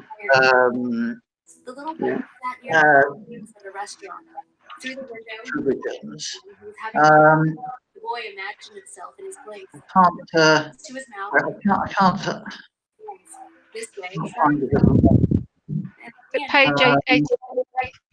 Sorry? Page 85, malicious. Yes, sorry. I'm terribly sorry. This does get a bit difficult where you're trying to look at the screen and look at different papers. Page 85. Yeah, raising unfounded and malicious concerns. The sense that, yeah, when it appears that there are clear grounds for suggesting that you may have acted frivolously, maliciously, or vexatiously, this will be taken seriously and may constitute a disciplinary offence. I suppose one does have to have something like that in there. Although I'm less convinced by the word frivolously than maliciously or vexatiously, because people have different judgments, and what might appear to somebody to be frivolous might appear to somebody else to be, not so frivolous. So I think that we did have some slight hesitation about the use of that language. Thank you, Chair. Thank you. Thank you very much. Councillor Hassan, you have a question. Sorry, did you want me to answer the question on? No, Jim, yes, fine, please. Yes. The officer. We have an Assistant Director of People and Organisational Development, which is HR in old language. We don't have a director. They report into me. Okay. They report into me as the director of the Resources Directorate. So there's a IT, HR, finance, etc. report into me. Okay. Thank you very much for clarifying that. Then, any follow-ups, Mr. Councillor Clifton? No, that's fine. Thank you very much. Thank you, Councillor Hassan. You have a question. Thank you, Chair. Quick one from me. Just this, I think it was the same bit as Councillor Clifton pointed out, 13.4. I thought Councillor Clifton was going to ask the same question, but very quick one from me. Where it says the following officers can be contacted, there's numbers there for everyone bar the Chief Exec. Now, is there any specific reason why? I was just wondering why that was. Although I can appreciate why it might not be at the same time too.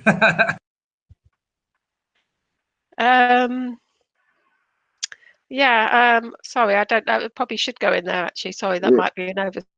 Okay. Yeah. Yes, if we're going to mention her as a contact, then we should give the contact number. Otherwise, don't mention her in the first place. Yeah. Any follow-up to that? Okay. Can I ask a couple of questions, please? On 4.2 on page 84, the policy applies to contractors working for the council and partner agencies. This has always been a concern of mine, that we're now going into an area where we're getting partners to carry out services on behalf of the council. How are they going to be informed of the whistleblowing process? Well, the copy of the policy should be on the website and the intranet. So that's how we promote it. So if they went looking for it, they should be able to find it.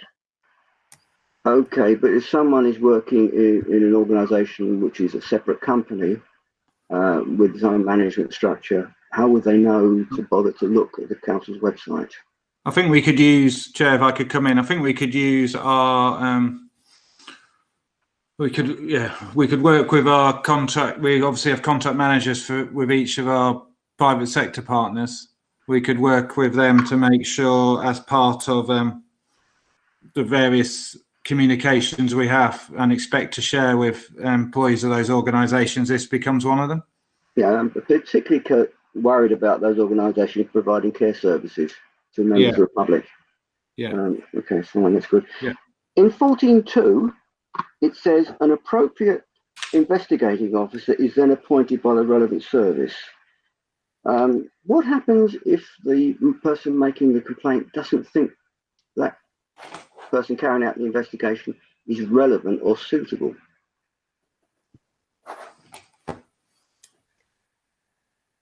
Stephen, do you want to come in? Because sometimes that would come to you, wouldn't it? Yes, normally what would happen is there would be somebody would be appointed. I think if the person who was the complainant felt that the person doing the investigation wasn't suitable, that they would raise that through the either with the, dare I say, the person who was investigating, or alternatively otherwise through the whistleblowing policy. I have to say, it doesn't normally happen, because normally the person doing the investigation is someone senior, and it doesn't normally arise. Okay, it's just that there needs to be just some sort of escape clause for those who feel they're being cornered.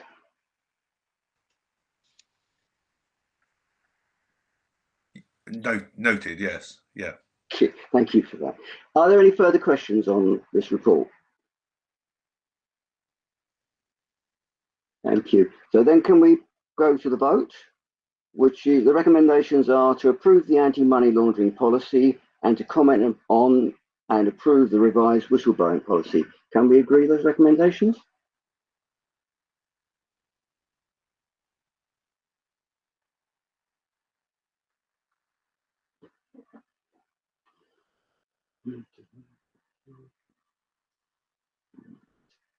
Right, we have general agreement on that one. Can we then move to item 11? And Mr. Simpson, do you want to present the report? It's Mr. Holland, I think, is going to present it, Chair. Oh, okay, fine. Sorry, you're right. I should learn to read, shouldn't I? Mr. Holland, I do apologise.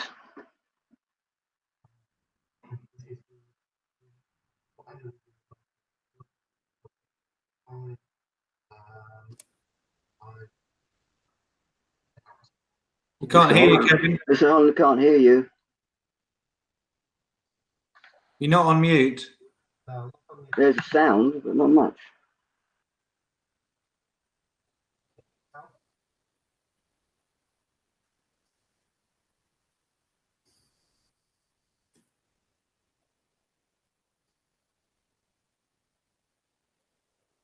Shall we move on to item 12 whilst we try and sort out the technical problem?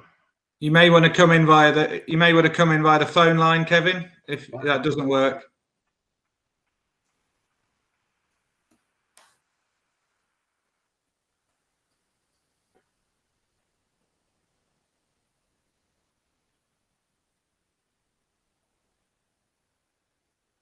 Do you want to do item?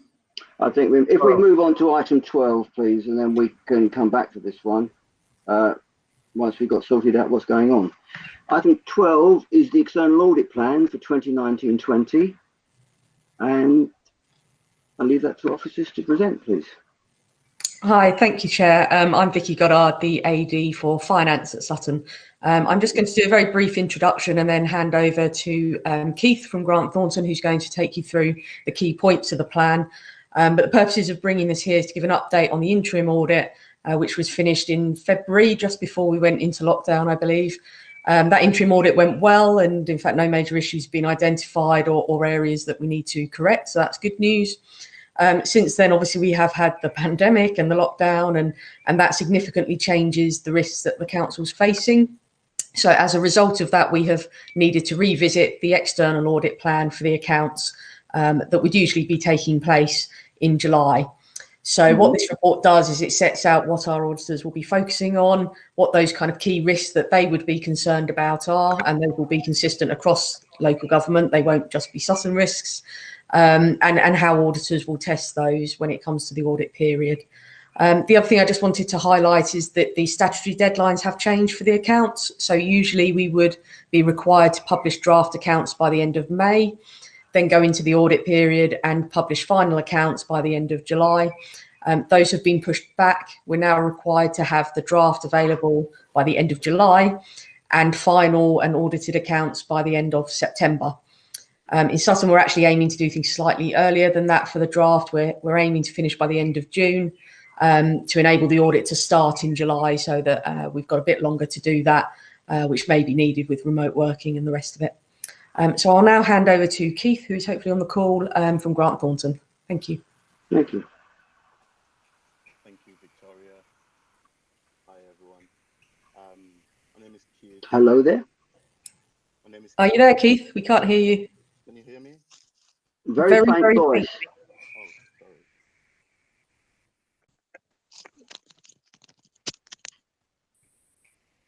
How about now? Can you hear me? Better. A bit better.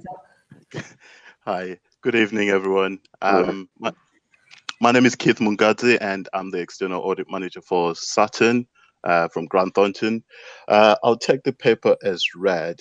So this is the plan for the main council and Sutton Pension Fund for the year ended 31st March 2020.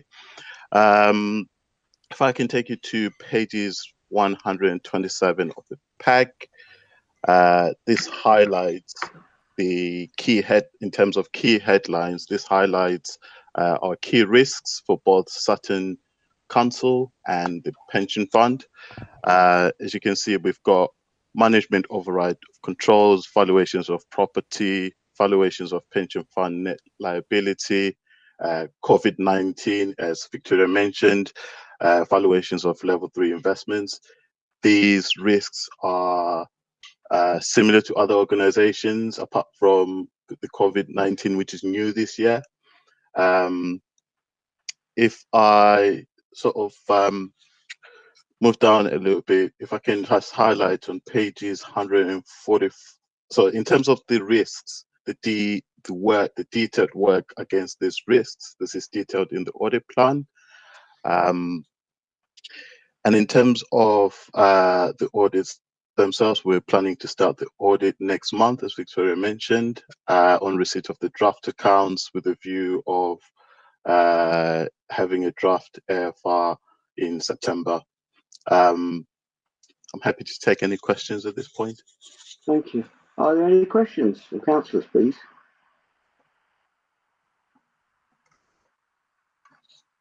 It's very quiet. Okay, thank you. Am I right in assuming that we, despite all the problems we've had this year with COVID, we are progressing rapidly to closing the accounts and having them completed? Mr. Simpson? Come in. Okay. End of June, Chair. End of June is the date we hope to conclude. So despite all the problems, you've managed to get it done quickly and on time, which is very commendable. Thank you very much for that. Very helpful. Are there any questions at all? Yes, could I try? Clifton, please. I put in the chat that I wanted to raise a point. Okay, thank you.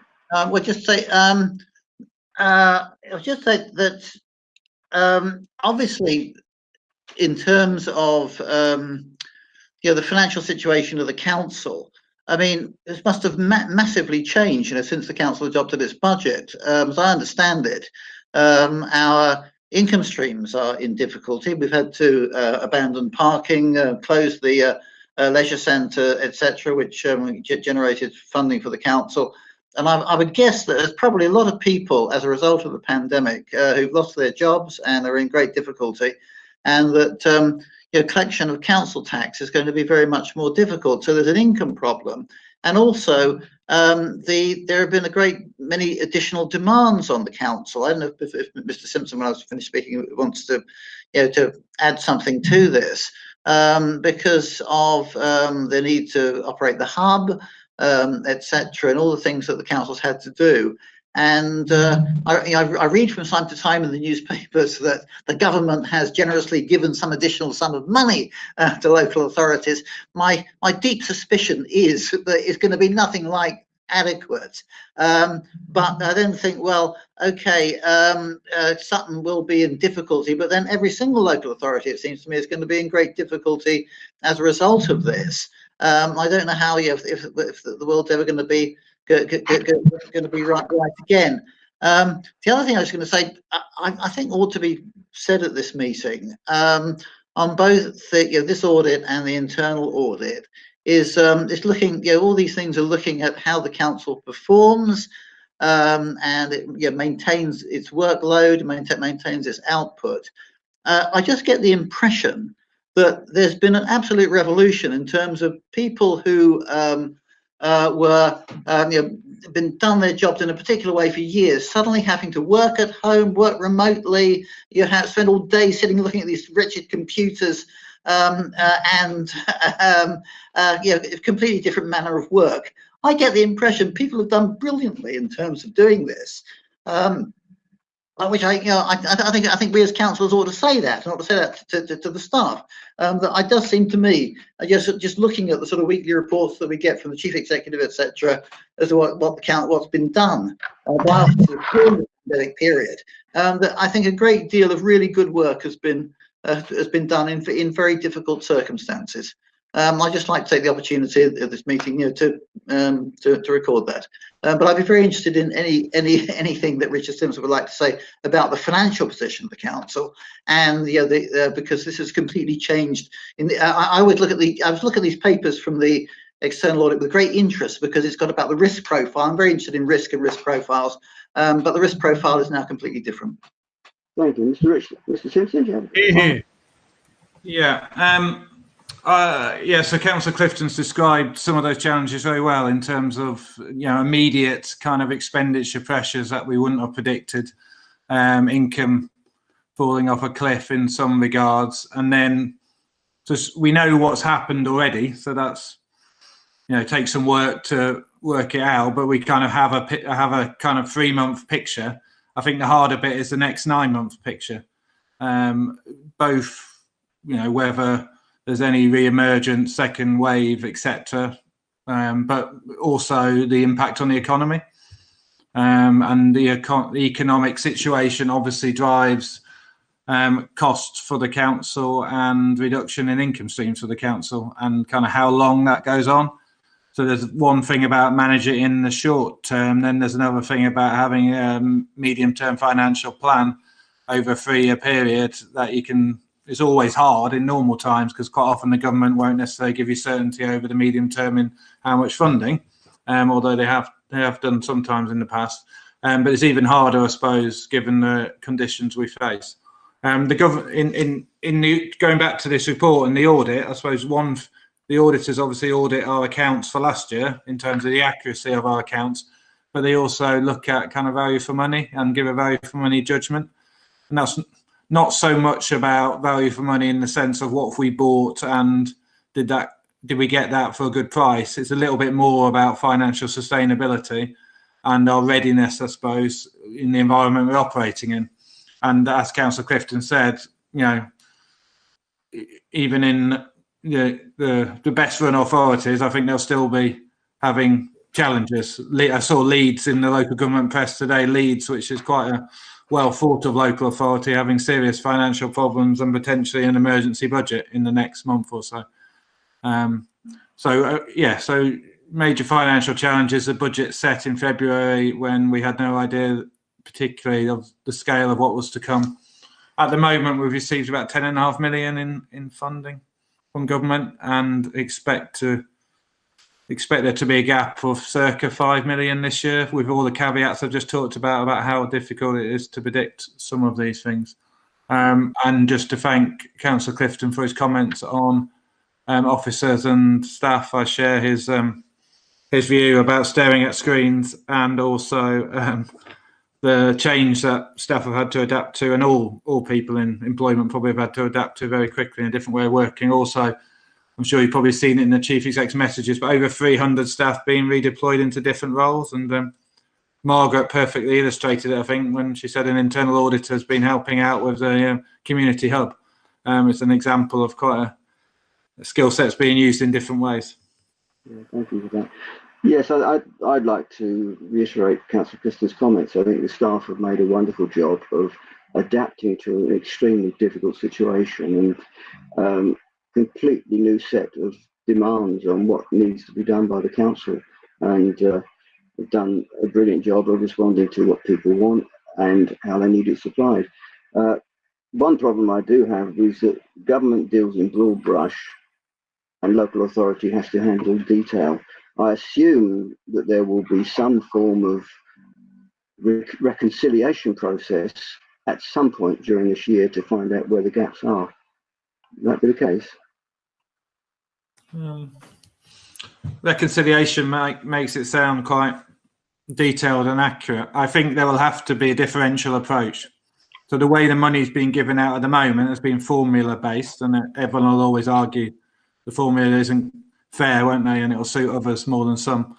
So the 2 tranches of money have been given out on a formula basis. The second tranche was just per head, a flat basis. The first tranche was more in line with the normal way that local government funding is given out in terms of the funding formula.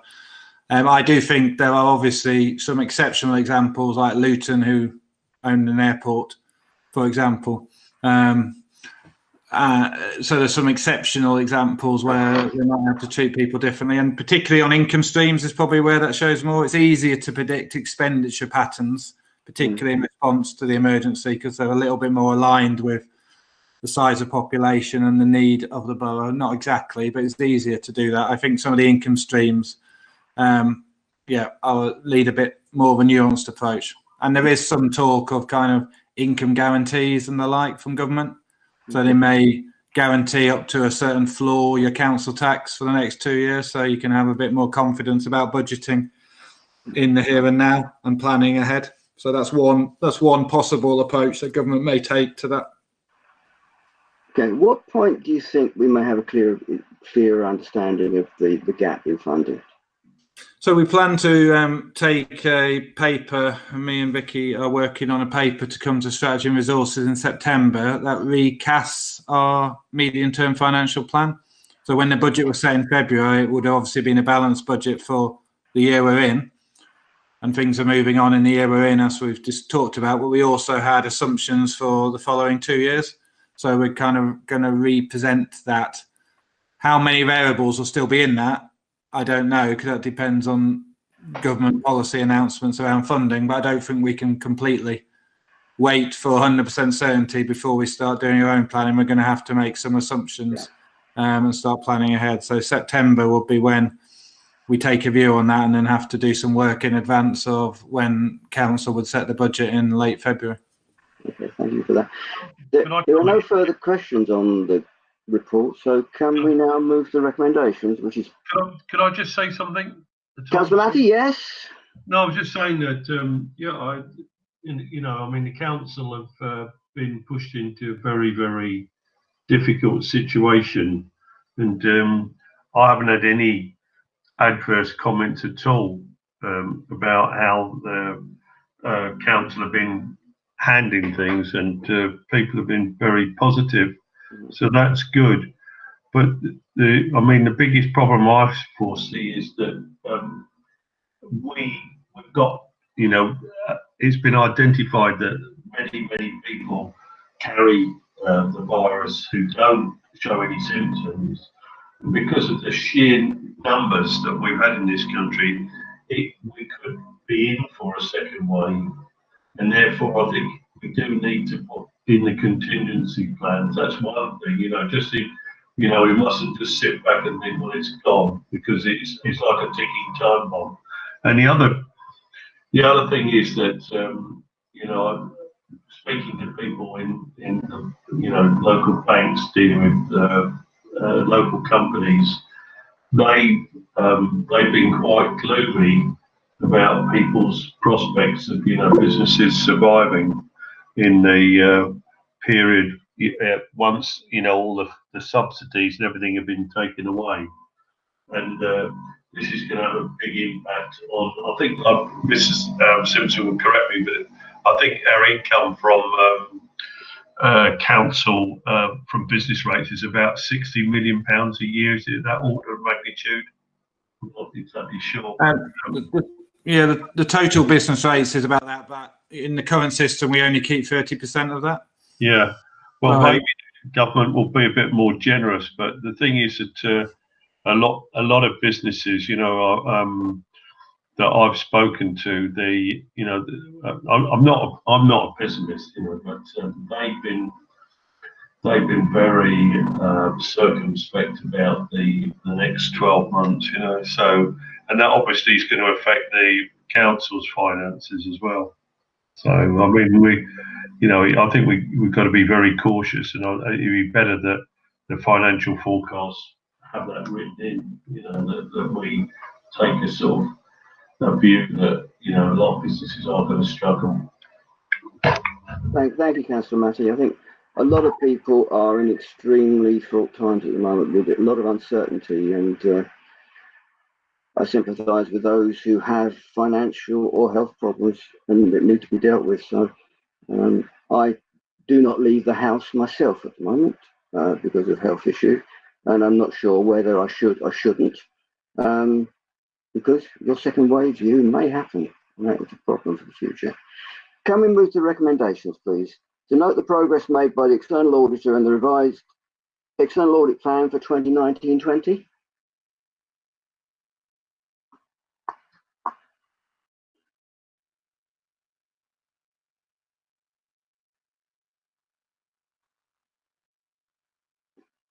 Thank you. We've got general agreement on that. Can we now go back to item 11, please?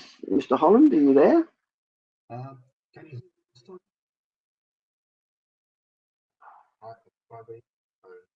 Can't hear you, unfortunately. Hello, can you hear me now on the... It's very faint. Right. I'm using this via the phone link. It might be a bit of an echo. So on the report, it is from last year's fraud work.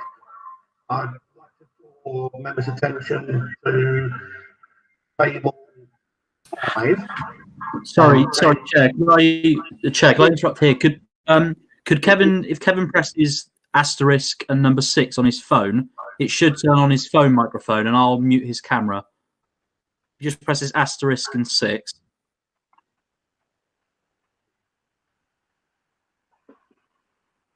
That's. Sorry, I've tried that with me.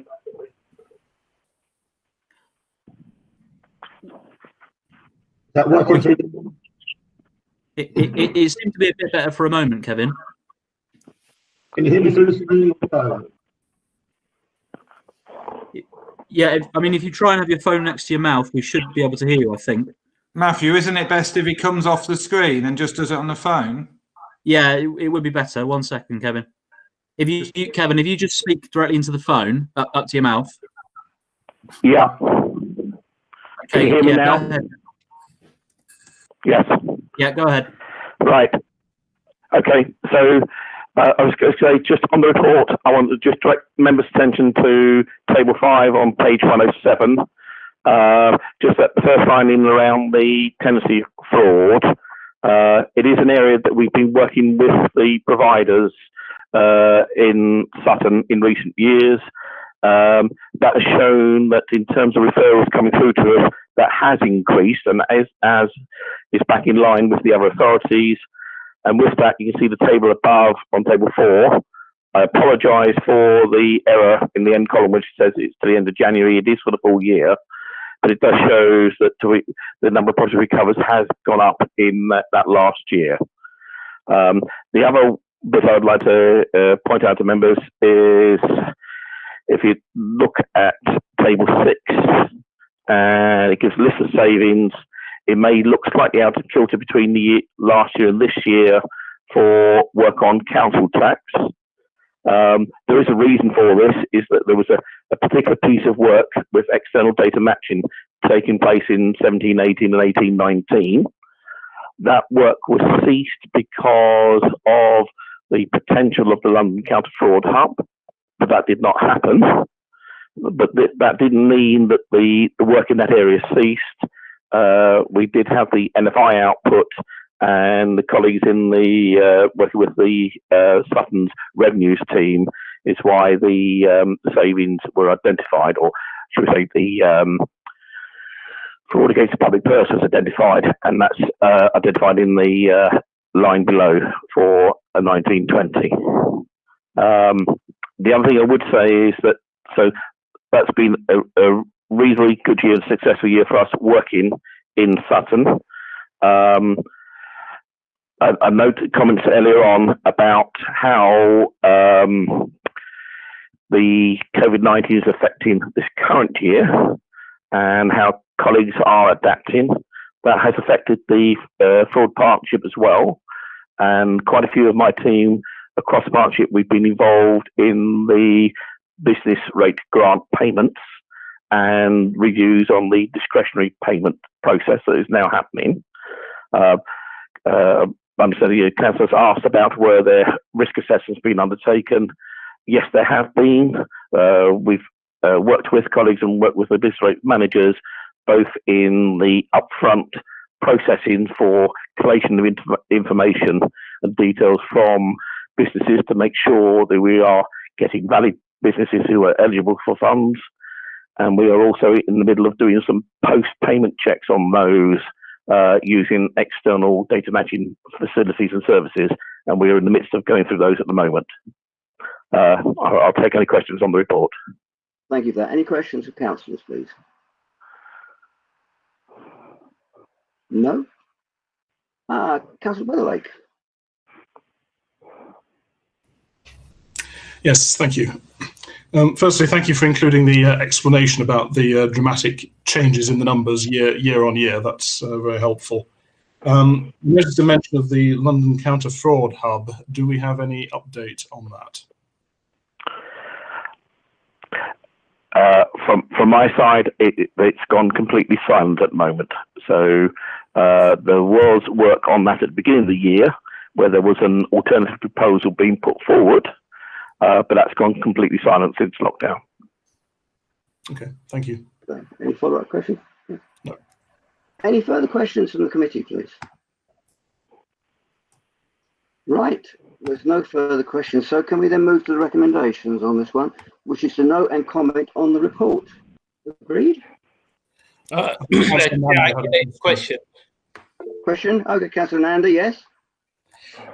So looking on the page 108 and the fraud things, can you explain on to the employees school admissions 2019-20 12,000 and 18-19 6,000 and 17-18 24,000? So can you go through that little bit brief for me, please? I didn't get it. Right. So each year around the admissions, I think all of those relate to primary school admissions. So around the time when applications are being processed, we will contact the various school admissions teams, and where they believe they've received an application where the parent or guardian is providing false details of residency, they'll come our way. And where we prove that the application is false and the place is declined, that's where we will claim, and it is, all these are notional savings, I'm afraid, but it will claim that notional saving. So across those years, there were two cases that were turned down in 1920 of the ones looked at, one the previous year and 4 going back in 1718. I think because the admissions team helped put out there that if you are submitting false data to obtain a place that you're not entitled to, the checks will be carried out. I think that's why the numbers are quite low, but it is based on referrals we get through from Sutton School admissions team. Thank you. I just also want to make on the record, I just welcome your point on 6.1, where majority of the staffs now they are referring to the fraud thing. So they are being more aware and proactive to investigate all these things. That's why the numbers are going down. So which is the welcome move. Thank you. Right. Okay. Okay. Councillor Weatherlake, did you have a follow-up question? Sorry. No, I didn't. Thank you. Okay, fine. Can we agree the recommendations then, please?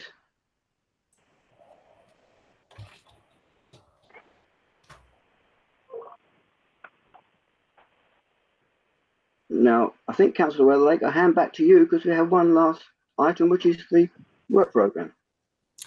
Yes.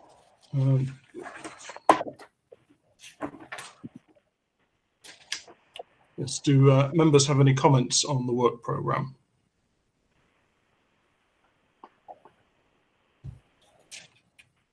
Okay. In that case, I think we can consider that one approved. Yeah. And there's no urgent business that I'm aware of, so we will close the meeting at 21:20, and the committee will next meet on Thursday, the 24th of September. If any members have any particularly pressing questions regarding tonight's meeting, I'm sure the officers would be happy to answer them. But if any members or officers need to dash away, please do so, and we can ensure questions and